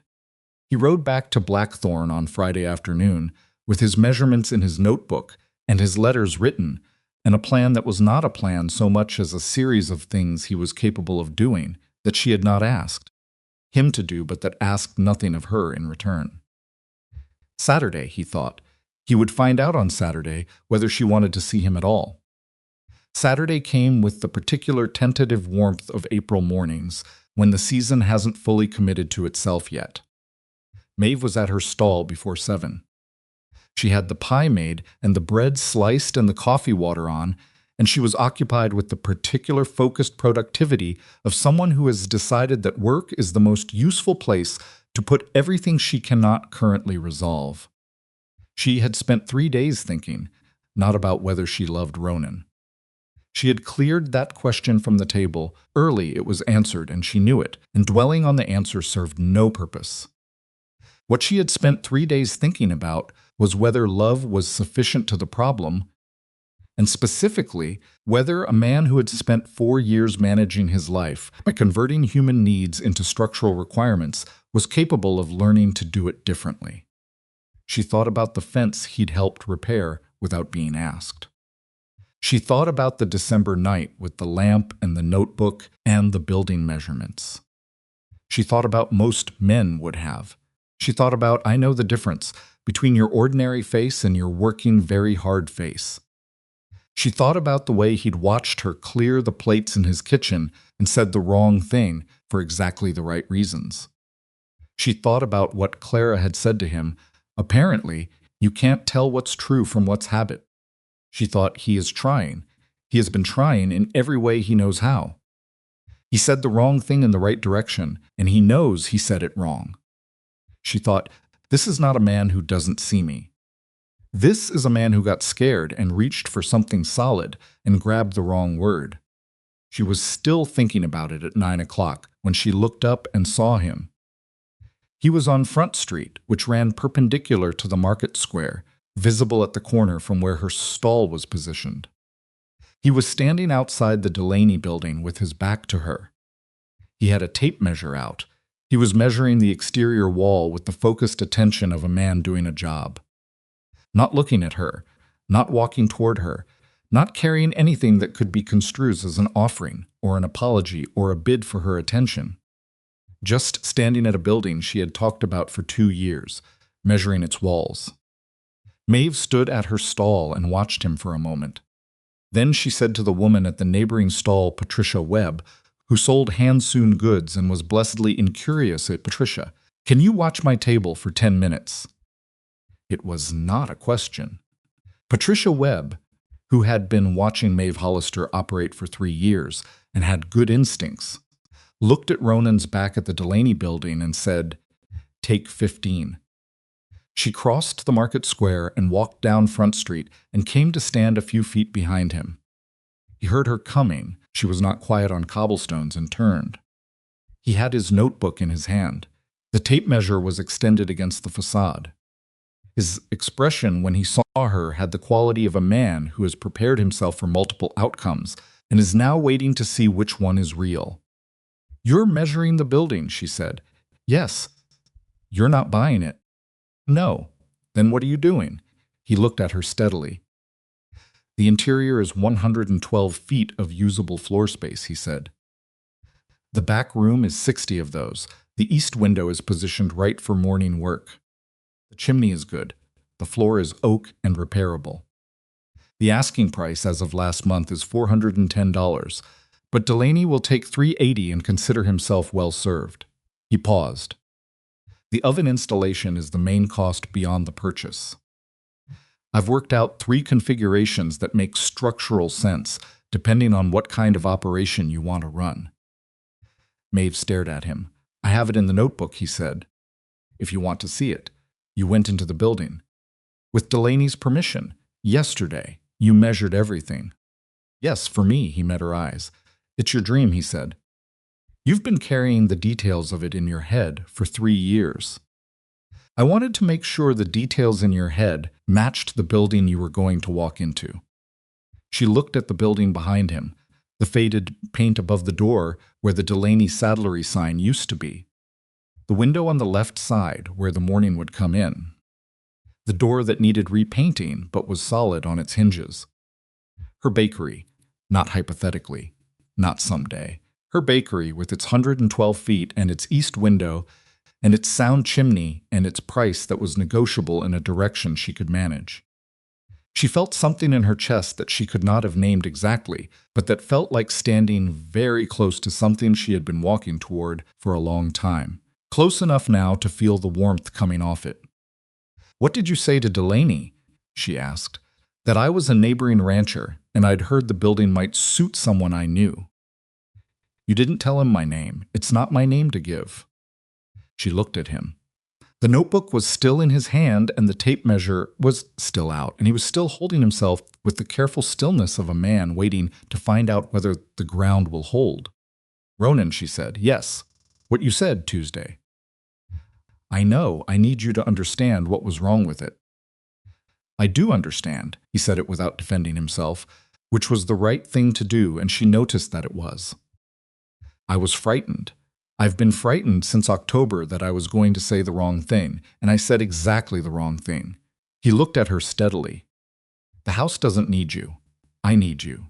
Not to manage things. Not to fill a function. I want you specifically, you, the person who argues with Clem, and fixes fences without being asked and keeps her savings in a tin and has a dream she refuses to let anyone else define. I want the years ahead with that person in them. The street was not empty. Briar Hollow was a small town, and small towns conducted their business in the open, and there were people in the vicinity who were doing an adequate but not spectacular job of not watching. Maeve looked at the building. She looked at the notebook in his hand. She thought about the tin of savings and the ledger and the arithmetic that was almost there. She thought about 1.5 winters, which was what he'd said, which was what she'd decided to make it. "Show me the notebook," she said. Something in his face changed, not dramatically, not with any of the relief she suspected he was feeling, but enough. He turned the notebook to face her, and she stepped closer to look at it, close enough that she could smell the ranch on his coat in the cold morning and the particular smell of pencil that she would now, she realized, always associate with this specific moment. The measurements were exact.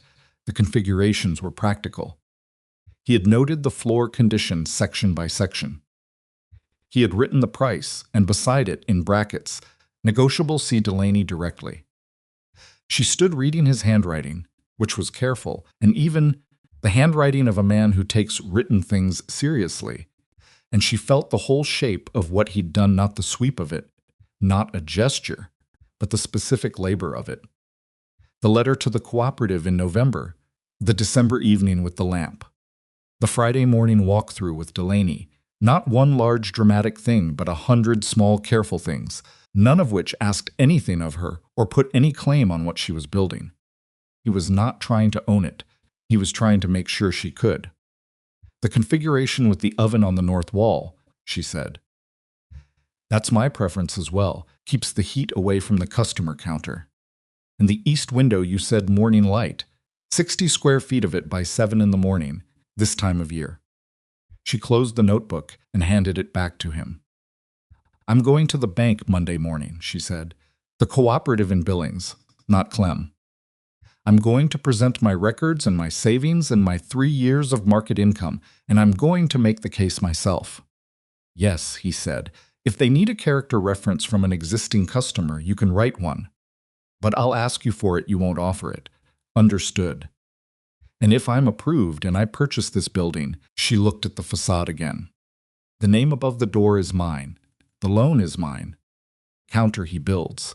She looked at him. "If he builds anything." "I can build a counter," Ronan said, with the quiet certainty of a man who has built many things and is not given to false modesty about it.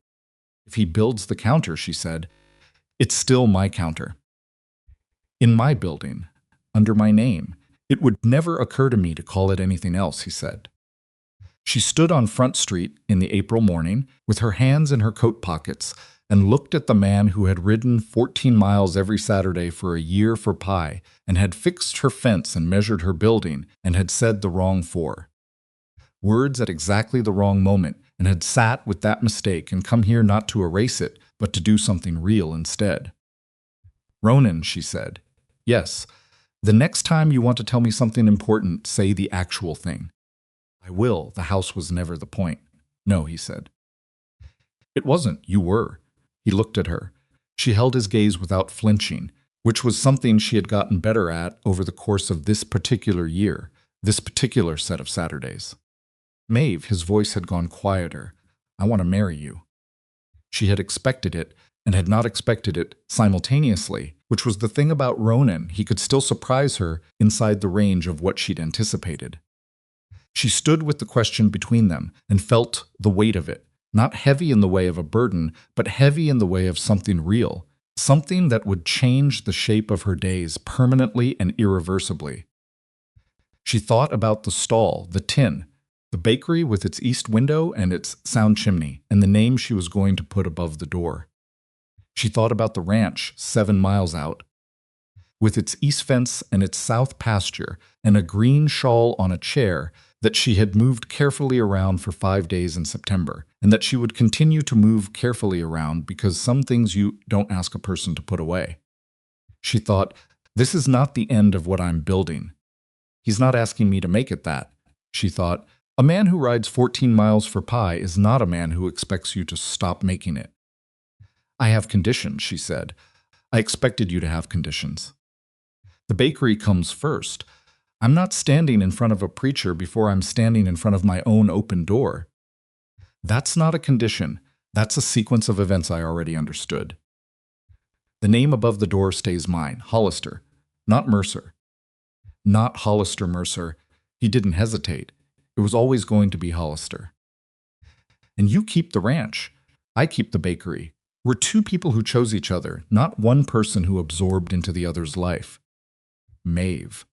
He looked at her with the full, clear attention she had come to understand was his particular mode of affection, not soft, not performance, but entirely present. That is the only version of this I was ever asking for. She stood on Front Street in Briar Hollow, Montana Territory, in the April morning, and she looked at the building that was going to have her name on it, and the man who had measured its walls for her, and she felt the whole complicated, imperfect, specific weight of what she was standing inside. Yes, she said. Not loudly, not with any of the drama the moment might have warranted to an outside observer. Simply yes. The way you say something when you've been turning it over long enough that it has worn smooth and fits cleanly in your hand. Ronan looked at her. Something in his face went quiet, in the way that things go quiet when they've been running a long time and have finally been allowed to stop. He did not reach for her, which she noted. He stood where he was and let the word be what it was. Monday morning, he said finally. The bank. Monday morning. I'll hold the measuring line. I'll do the talking. You always do, he said, and almost smiled, and she almost smiled back.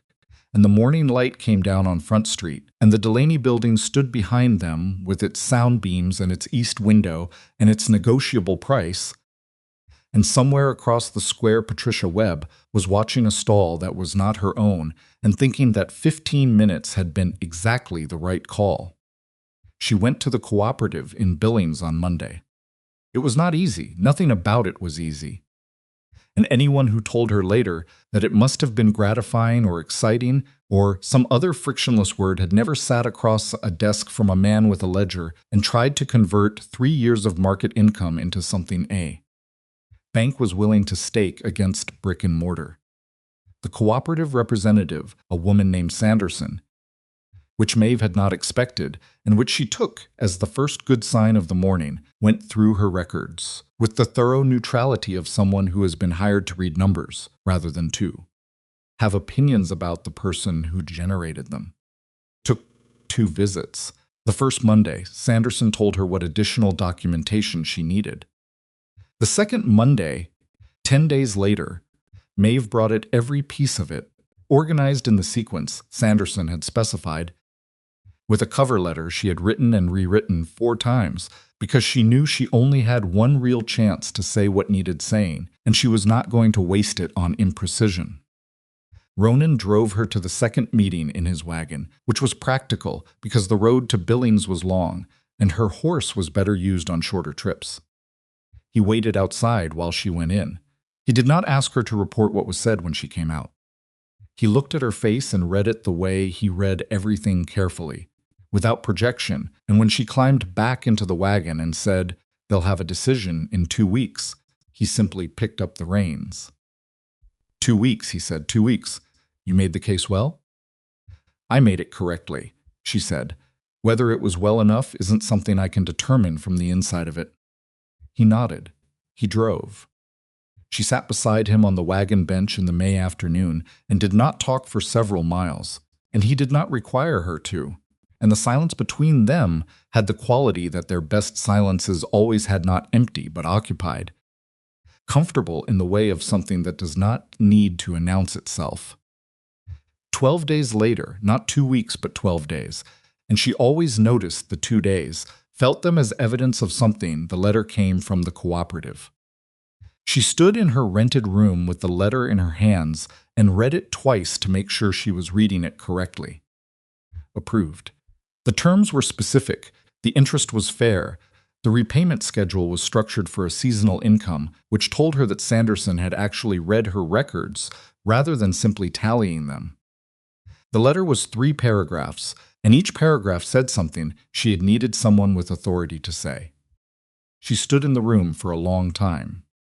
Then she put on her coat and walked to the Delaney building on Front Street and stood in front of it on the sidewalk and looked at the space above the door where the old sign had been, and where, if she closed her eyes, she could see exactly what she was going to put there. She didn't close her eyes. She kept them open. She wanted to see it exactly as it was, paint-worn and slightly shabby and entirely, completely, genuinely hers. When Ronan came to town that Saturday, she told him before she cut his pie, which was a departure from protocol significant enough that he registered it immediately. "Cooperative approved me," she said. He looked at her. "When did you find out?" "Wednesday. You waited until Saturday to tell me." "I needed to sit with it for a few days," she said. "By myself." He was quiet for a moment. "I understand that," he said. And she believed him. She cut his pie. He paid for it. And somewhere on Front Street, the Delaney building stood waiting. Its east window facing the direction of the morning, its sound beams holding up a ceiling that would, before winter came, have a new sign above its door. A sign with her name on it, only hers. The summer Maeve bought the Delaney building was the hottest in recent memory, which was either good luck or bad, depending on what you needed the weather for. For construction work, it was miserable. For a woman trying to open a bakery before the first frost made the streets empty, it was the only schedule available. Closed on the building in June, the closing itself was not ceremonial. It was a table, 2 chairs, a stack of papers, and Aldous Delaney looking faintly relieved in the way of a man who has been carrying a maintenance cost for 3 years and has finally been permitted to set it down. Maeve signed where Sanderson's letter had told her to sign. She wrote the check from the account she had opened specifically for this purpose, with the cooperative's funds transferred and her own savings added, and she watched the pen make her signature and thought, there it is. There is the line between before and after. She walked out of that office alone. She had not asked Ronan to come. He had not offered. He understood by then the architecture of her independence, which spaces she needed to occupy by herself and which she was willing to share, and the difference between the two was not always obvious from the outside, but was absolutely consistent from the inside. The closing was a space she needed alone, not because she was shutting him out, but because some thresholds you cross once and you need your own feet to cross them. She stood on Front Street afterward and looked at the building with the key in her hand. Her building, her key, her name, which was not yet above the door but was going up there and would stay. She allowed herself 30 seconds of standing still and feeling exactly what she was feeling, which was enormous and frightening and better than anything she had felt in years. Then she unlocked the door and went inside to start measuring for the counter. Ronan came the following Saturday with his wagon full of lumber. He had not announced this. He had simply, at some point during the previous week, gone to the mill outside of town and selected boards with the particular attention of a man who builds things to last rather than to look like they were built to last. And he arrived early enough that she was still setting up the temporary stall she was running in the market square while construction proceeded. She looked at the wagon, at the lumber, at him. "The counter," he said. "I see that. I measured twice. I should hope so." He unloaded the lumber without ceremony and stacked it neatly against the interior wall. And then he came back out to where she was working and bought his pie and stood with his coffee, and they talked about the interior configuration the way they had talked about it 3 months ago at her table in the rented room, with the lamp between them and the dream getting its first real shape. Except now the building was hers. The measurements were finalized, and what had been theoretical was becoming planks and nails and the smell of fresh-cut wood. He came back every day that week. Not all day. He had a ranch to run, cattle to manage, the south pasture that flooded in spring and needed constant monitoring through summer. But mornings before the heat got serious, he was at the building, and he worked the way she expected him to work without commentary, without requiring direction beyond the specifications she'd given him, without once suggesting that any element of the design should be different from what she'd decided. He built her counter on a Thursday and Friday. It was not the most elegant counter in Montana territory. It was solid and even, and correctly dimensioned and built from wood that would not warp in its first winter. And he had added a detail along the front edge, a small curved lip that she hadn't specified that she noticed immediately. "What's that?" she said, running her finger along it. "Keeps things from rolling off the edge," he said. "I thought about it and added it. I didn't ask for it." "I know. You can tell me to remove it." She looked at the curved lip. She thought about the mornings she'd spent at her market stall watching pie tins slide in the wind. "No," she said. "Leave it." He almost smiled. She almost smiled back. They were getting worse at the almost smiles, both of them. They were spending more and more time simply smiling, which was a development she had not foreseen and had no particular objection to. The wedding was in September. Not a large wedding, neither of them wanted a large wedding, which was one of the many things they agreed on without having to negotiate it. They agreed on most of the practical things she was finding. The arguments they had were specific and occasionally heated, and almost always about something real, which she had come to understand was the mark of two people who were actually paying attention to each other rather than performing a version of themselves they thought the other wanted. They argued once seriously about money. About whether Ronan should be listed anywhere on the bakery's paperwork as a backup guarantor, which he had mentioned once in passing, and which Maeve had received the way a person receives a lit match held near something flammable. "No," she said with a flatness that left no procedural room. "It's a standard practice when Ronan. There's a significant loan and a new business." "Ronan." She looked at him. "We have been through the entire conversation about what this bakery is and what it isn't. I am not reopening it." He was quiet for a moment. If something goes wrong, it goes wrong under my name. Because it's my business and my risk and my decision. That is not negotiable." He looked at her for a long moment. She held her ground the way she held all her ground, without heat, without apology, with the absolute stillness of a woman who knows exactly where her line is. "Understood," he said. "Are we arguing about this further?" "No." "Good." And they didn't. He dropped it cleanly and completely, which was one of the things she loved about him. He could disagree and advocate, and then, when a decision was made, let it be made. He did not relitigate. He did not punish her with silence. He simply moved to the next thing, which was, she had decided, a more valuable quality than almost anything else she could think of in a partner. The wedding was on a Saturday morning, before the market opened, in the small courthouse on Mill Street, with Ed Calloway as a witness because he was the first person either of them had thought of, and he had known them both long enough to understand what he was witnessing.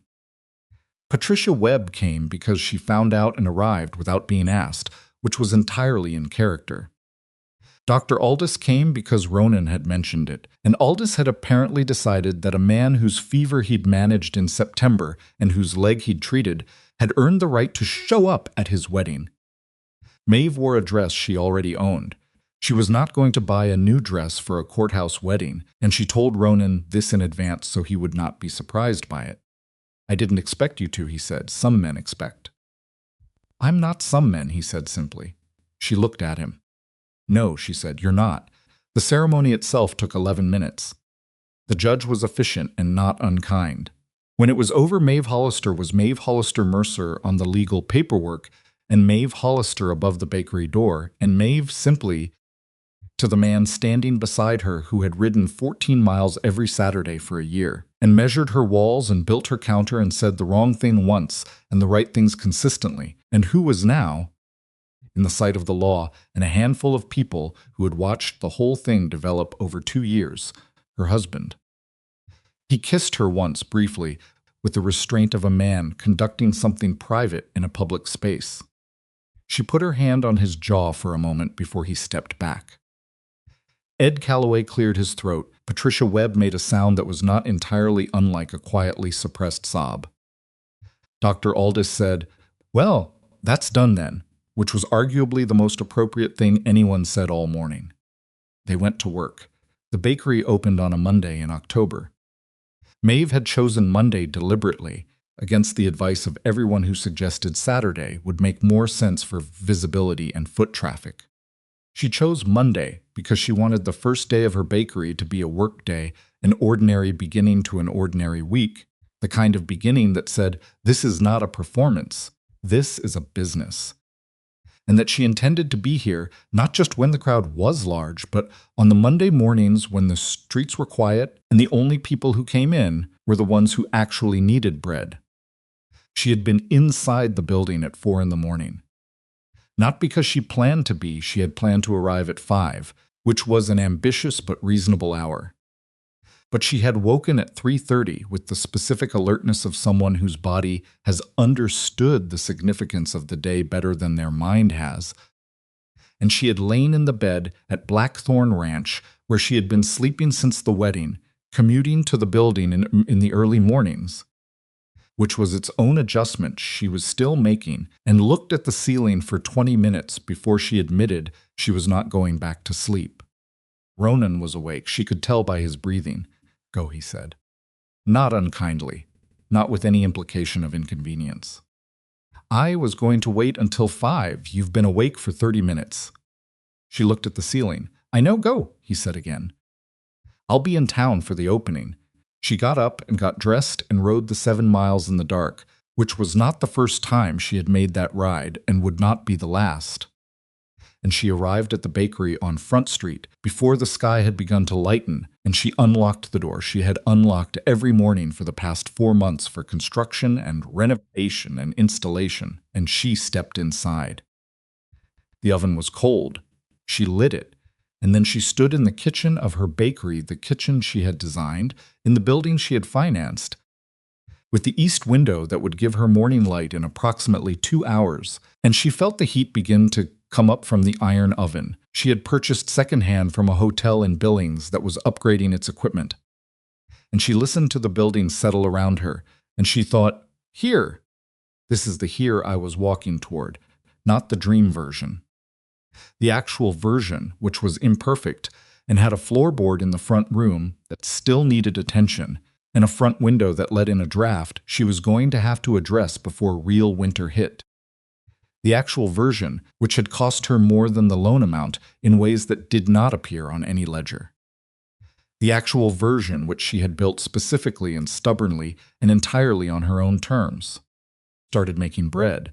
By the time the street outside was properly light, she had 4 loaves in the oven and 2 pies cooling on the counter Ronan had built, and the smell of it had apparently reached Front Street because there were 3 people standing at the door when she went to unlock it at 7.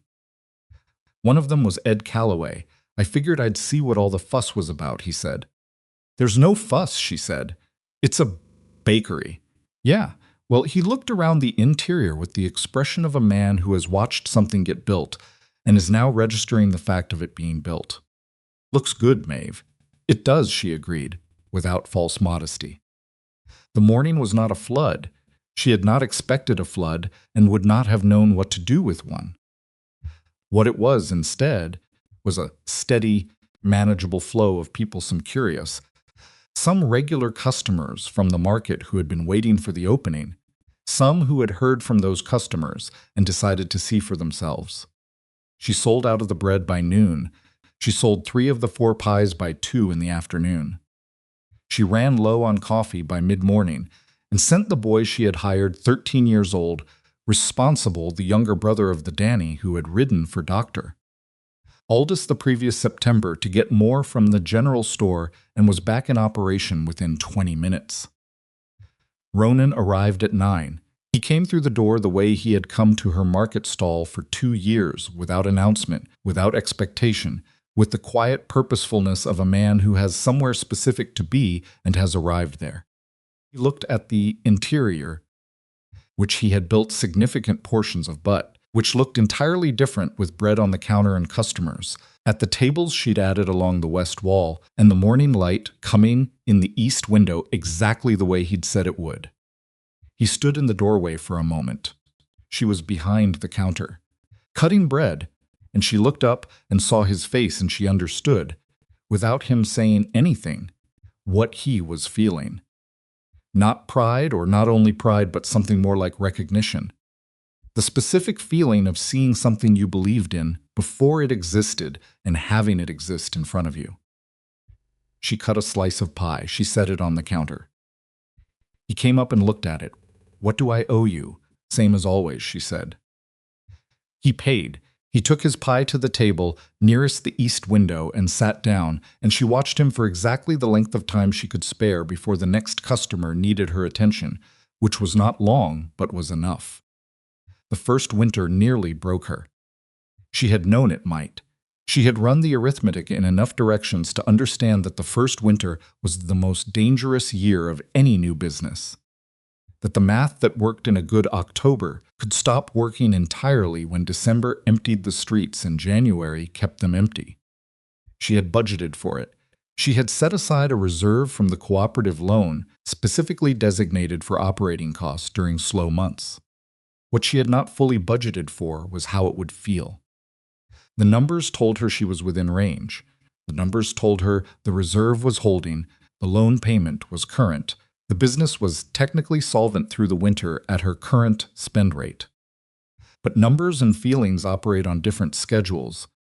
And there were evenings in January evenings when she sat at the bakery counter after closing with the ledger open and the lamp burning low when the gap between technically solvent and going to be fine felt like a chasm rather than a distinction. She did not talk about it easily. This was not a new failing. She had never talked about difficulty easily, had always metabolized it privately, and presented the working version of herself to the world. But she was married now, which meant there was someone in her daily orbit who had earned the right to the non-working version, and she was still learning what that meant. Ronan noticed anyway. He noticed the way he noticed everything, not by asking, not by circling, but by being present enough that the noticing happened naturally. He came to the bakery most evenings on his way back from whatever he'd been doing in town, and he sat at the table by the east window, which had become his table by simple repetition.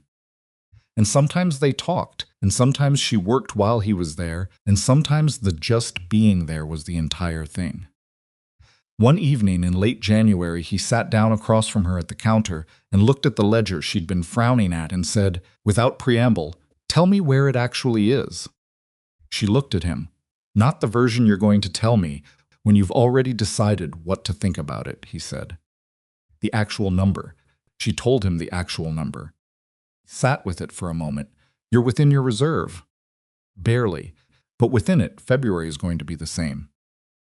"Probably," he said. "And March is going to be better." "You know that." "I know it in principle," she said. "In January, it's harder to know it in practice." He looked at her steadily. "You're not going to lose it. You don't know that." "No," he said. "But I know that you've made every right decision since June and that the winter is a condition, not a mistake." "There's a difference." She put the pencil down. "I keep thinking about the floorboard in the front room." "I'll fix the floorboard. That's not what I mean." "I know." He reached across the counter and put his hand over hers, which was not something he did frequently, and was therefore not something she had stopped noticing. "I mean that I'll fix the floorboard, and you'll get through February.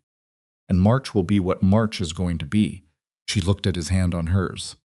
At the ledger, at the east window, which was dark at this hour, the light it had promised her in June now covered by January night. "I'm not going to surrender it," she said. "I never thought you were. I just want to say it out loud. Say it as many times as you need to," he said. "I'll be here." She turned her hand over under his. "I'm not going to surrender it," she said again. Not to him exactly. To herself, to the ledger and the floorboard, and the reserve account and the January street outside the dark window. To every version of Gerald Finch who had ever stood in front of a woman's table and said her dream was charitable work. to every well-meaning person who had called it sweet, hopeful, ambitious, every person who had not called it practical. She said it once more quietly, the way you say something when you've finally stopped needing to shout it. Good, said Ronan. March was better. Not dramatically better, not the sudden reversal that happens in stories where the universe rewards perseverance with a tidy windfall. Better in the way that real improvement usually comes. Incrementally, imperfectly, numbers that were alarming becoming, numbers that were merely uncomfortable, becoming numbers that were manageable becoming, by April, numbers that were actually right. The floorboard got fixed in February. Ronan did it on a Sunday morning before she opened, while she was in the kitchen, and she came out to the front room and found him on his knees with a hammer and 2 new boards, and she stood watching him work for a moment before she went back to the kitchen without comment, because some things don't need comment. Word had been spreading through the winter in the way that word spreads in small towns, not through any single dramatic moment, but through the accumulation of small reports. The bread was good, the pie was better. The woman who ran it was there every morning before anyone else, and stayed until the work was done, and would remember your usual order after the second visit, and would tell you honestly if something wasn't as good as it usually was, which happened occasionally and which she announced without embarrassment. People in Briar Hollow had been eating her pie for 2 years at the market. They knew what they were coming to. By April, the morning rush was real. By May, she hired a second person, a woman named Agnes, who had worked in a commercial kitchen in Denver before her husband's work brought them to Briar Hollow, and who moved through Maeve's kitchen with the economical confidence of someone who had never had to be told twice where anything went. Maeve watched Agnes work for the first 3 days with the particular attention of someone who has been sole occupant of a space and is deciding whether to trust it to another person. And at the end of the 3rd day, she told Agnes that she was permanent if she wanted to be. Agnes said she wanted to be. The numbers continued to improve.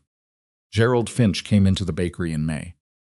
He came alone, on a Wednesday morning, not a market day, and stood at the counter with his hat in his hands in the tentative manner of a man who has decided to do something and is not entirely certain it was the right decision. Maeve looked at him from behind the counter with the same level attention she gave everyone and waited. "I'll take a slice of the apple," he said, "if you've got it." "I've got it," she said. She cut it. She named the price. He paid it without comment. He stood at the counter with his plate for a moment, and she was about to move on to the next customer when he said, quietly enough that it wasn't for anyone else, "It's a good shop, Hollister." She looked at him. His expression had the specific discomfort of a man who has been carrying something for a while and has decided, not without effort, to set it down. "Mercer," he added, after a moment, nodding at the sign she'd had painted on the window. "Hollister Bakery." "Hollister," she said, "just Hollister." He looked at the sign. At her. He nodded once, in the way of a man absorbing a correction that is also, on reflection, correct. "Just Hollister," he said. He took his pie to a table and ate it, and he left a coin on the table that was more than the price of the pie, which she pocketed without making anything of it, and that was the end of Gerald Finch as a problem. The question of Clara came up once, directly, in the first year of their marriage. Maeve brought it up herself, which was the only way it was ever going to come up. Ronan would not have forced it, would have managed the subject carefully and gently until it fossilized if she had let him. She did not let him. It was a Sunday evening at Blackthorn. In the kitchen, with the bottles still on the windowsill and the green shawl still on the chair, and she said, "Without leading up to it, tell me about her." Ronan looked up from what he was doing. "Clara," she said. "Tell me, actually. Not the careful version." He was quiet for a moment. She waited. What he told her then was longer and more specific than anything he had said at the market table or in the fever days or in any of their conversations over the past 2 years. He talked about Clara the way you talk about someone when you stop managing the telling and just tell her particular stubbornness, which had been different from Maeve's stubbornness, but recognizably in the same family.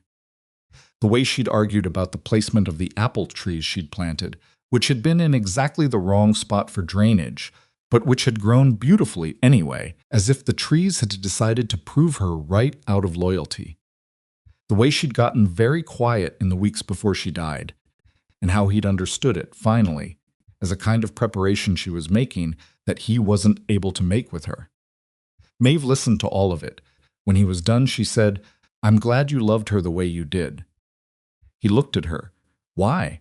Because a man who can love someone completely and grieve them honestly, and then choose to love someone else, is not a man who runs out of it. He's a man who knows what it's worth. Ronan looked at her for a long time with the particular expression she had stopped trying to name, the one that lived somewhere beyond his almost smiles, deeper than his carefully managed composure, in the actual interior of him that he showed to very few people and had shown to her in increments over 2 years, until the showing had become natural. "She would have liked you," he said. "I'd have liked her," Maeve said. "Kept her apple trees in the wrong spot and grew them beautifully anyway." "That's my kind of person," he laughed. Fully this time the unguarded version she had heard first in the fever days and had been collecting ever since. It was a good laugh. She had always thought it was a good laugh. She looked at the green shawl on the chair. "I'm not going to ask you to move it," she said. "I know, but I want you to know that when you're ready, or if you're ever ready, that's between you and yourself. Not between you and me." He looked at the shawl. "She'd have told me to move it a year ago," he said. "Probably," Maeve agreed. "But she's not here to say so, and I am, and I'm saying it's yours to decide." He nodded. He didn't move the shawl that night. He moved it the following spring, folded it with care, and put it in the cedar chest in the bedroom where Clara's other things were kept, the things that were hers to keep for as long as he needed to keep them. Maeve was in the kitchen when he did it, and she heard him in the other room, and she kept making what she was making and didn't go in, because some things you need to do in a room by yourself. When he came into the kitchen afterward, he sat at the table, and she put coffee in front of him without being asked, and he wrapped both hands around the cup. They sat in the kitchen of Blackthorn Ranch, and the light came through the window where Clara's bottles still stood, and neither of them said anything, and neither of them needed to. 4 years after the bakery opened, on a Saturday morning in October, Maeve was behind the counter cutting pie when she heard the particular sound of Ronan's horse outside.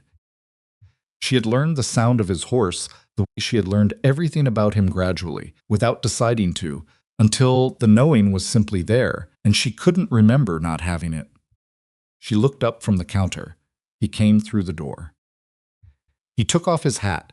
He looked at her the way he had looked at her every Saturday for going on 6 years now, with the full specific attention she had stopped finding remarkable because it was simply the way he looked at her, and she had simply stopped expecting anything less. But today he was not alone. He had a little girl on his hip 3 years old, with Maeve's stubbornness already visible in the set of her jaw and Ronan's dark hair and eyes that belonged entirely to herself.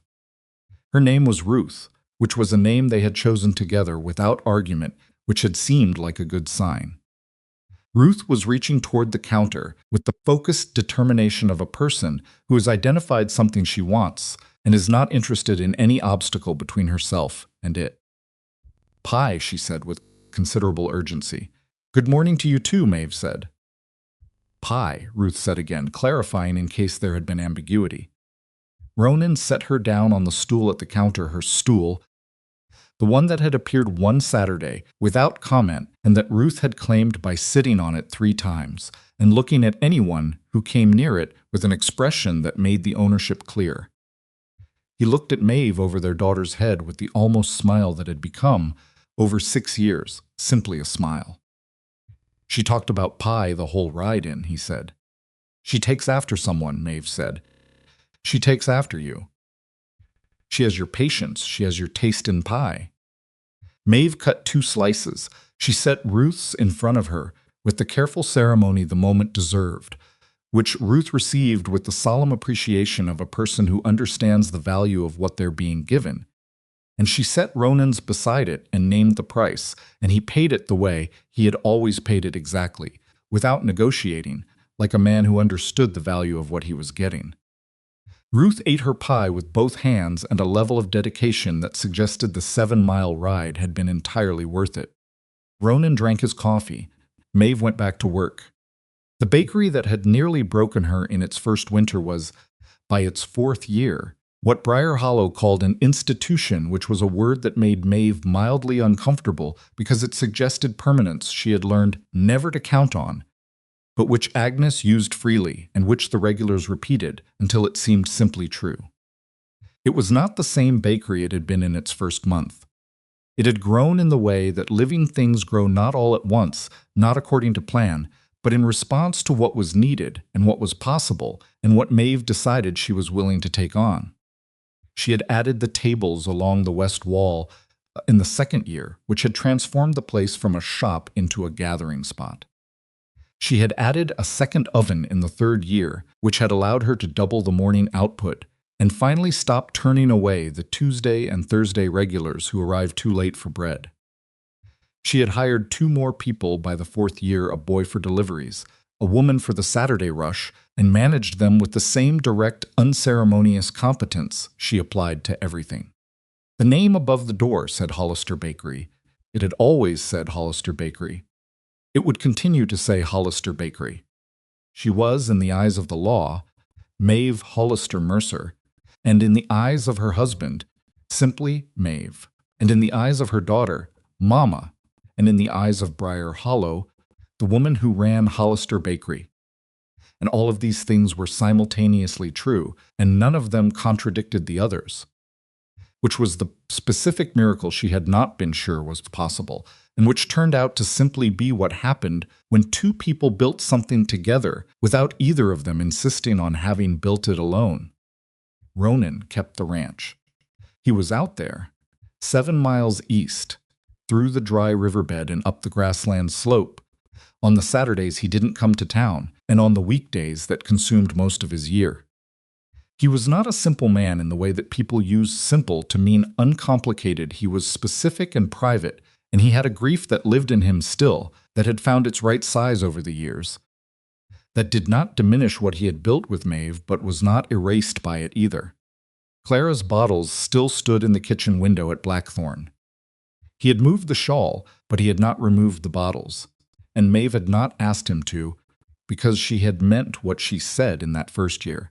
It was his to decide, and what he decided was correct, and that was the end of it.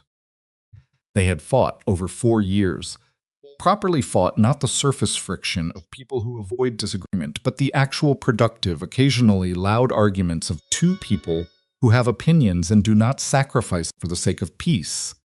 They had disagreed about money twice, and about the ranch once, and about Ruth's upbringing in the particular ongoing way that parents disagree about children, not in one argument, but in a series of small adjustments.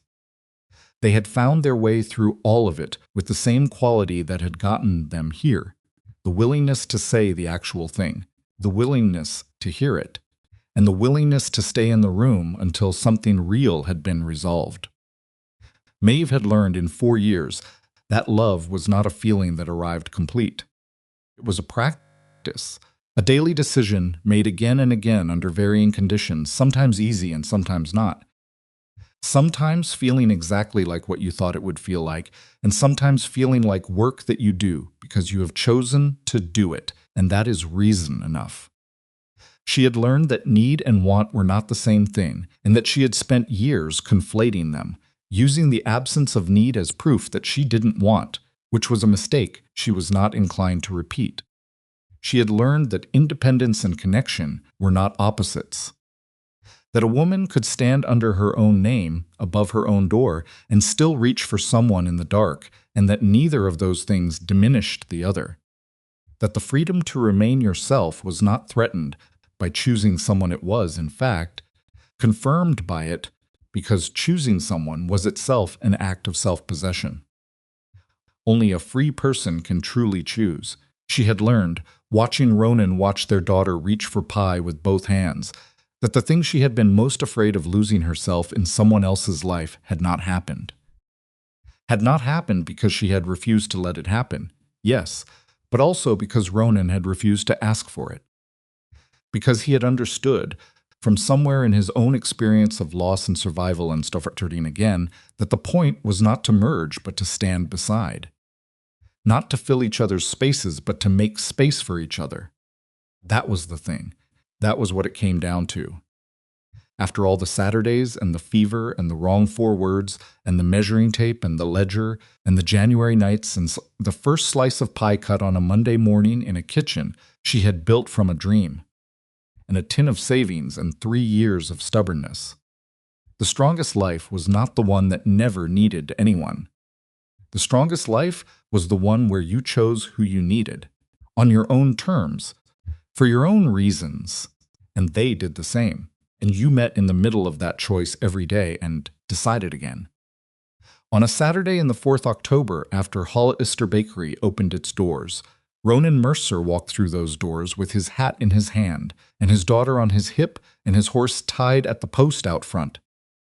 14 miles round trip in the October cold, same as it had ever been. Put Ruth on her stool. He put his coins on the counter. He looked at his wife behind the counter with flour on her hands and the morning light from the east window on her face and the bakery full around her with the noise of people and the smell of bread and the particular alive quality of a place that has been built by someone who meant it. He had thought, sometimes, in the past 4 years, about what he would say if someone asked him when he had fallen in love with her. He had tried to locate at the moment, the specific Saturday, the exact conversation.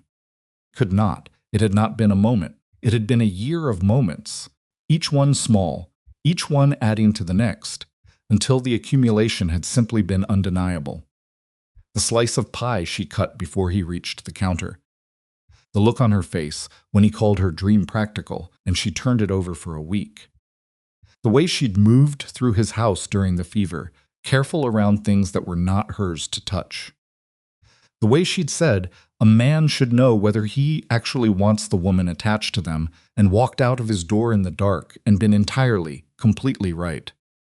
The way she'd stood on Front Street and said yes without making it dramatic, because she was not a woman who needed drama to say the important things. He paid for 2 slices. Ruth looked at her slice with the deep personal satisfaction of a 3-year-old who has identified the best possible use of a Saturday morning. Maeve looked at the coins on the counter, looked at her husband, looked at her daughter.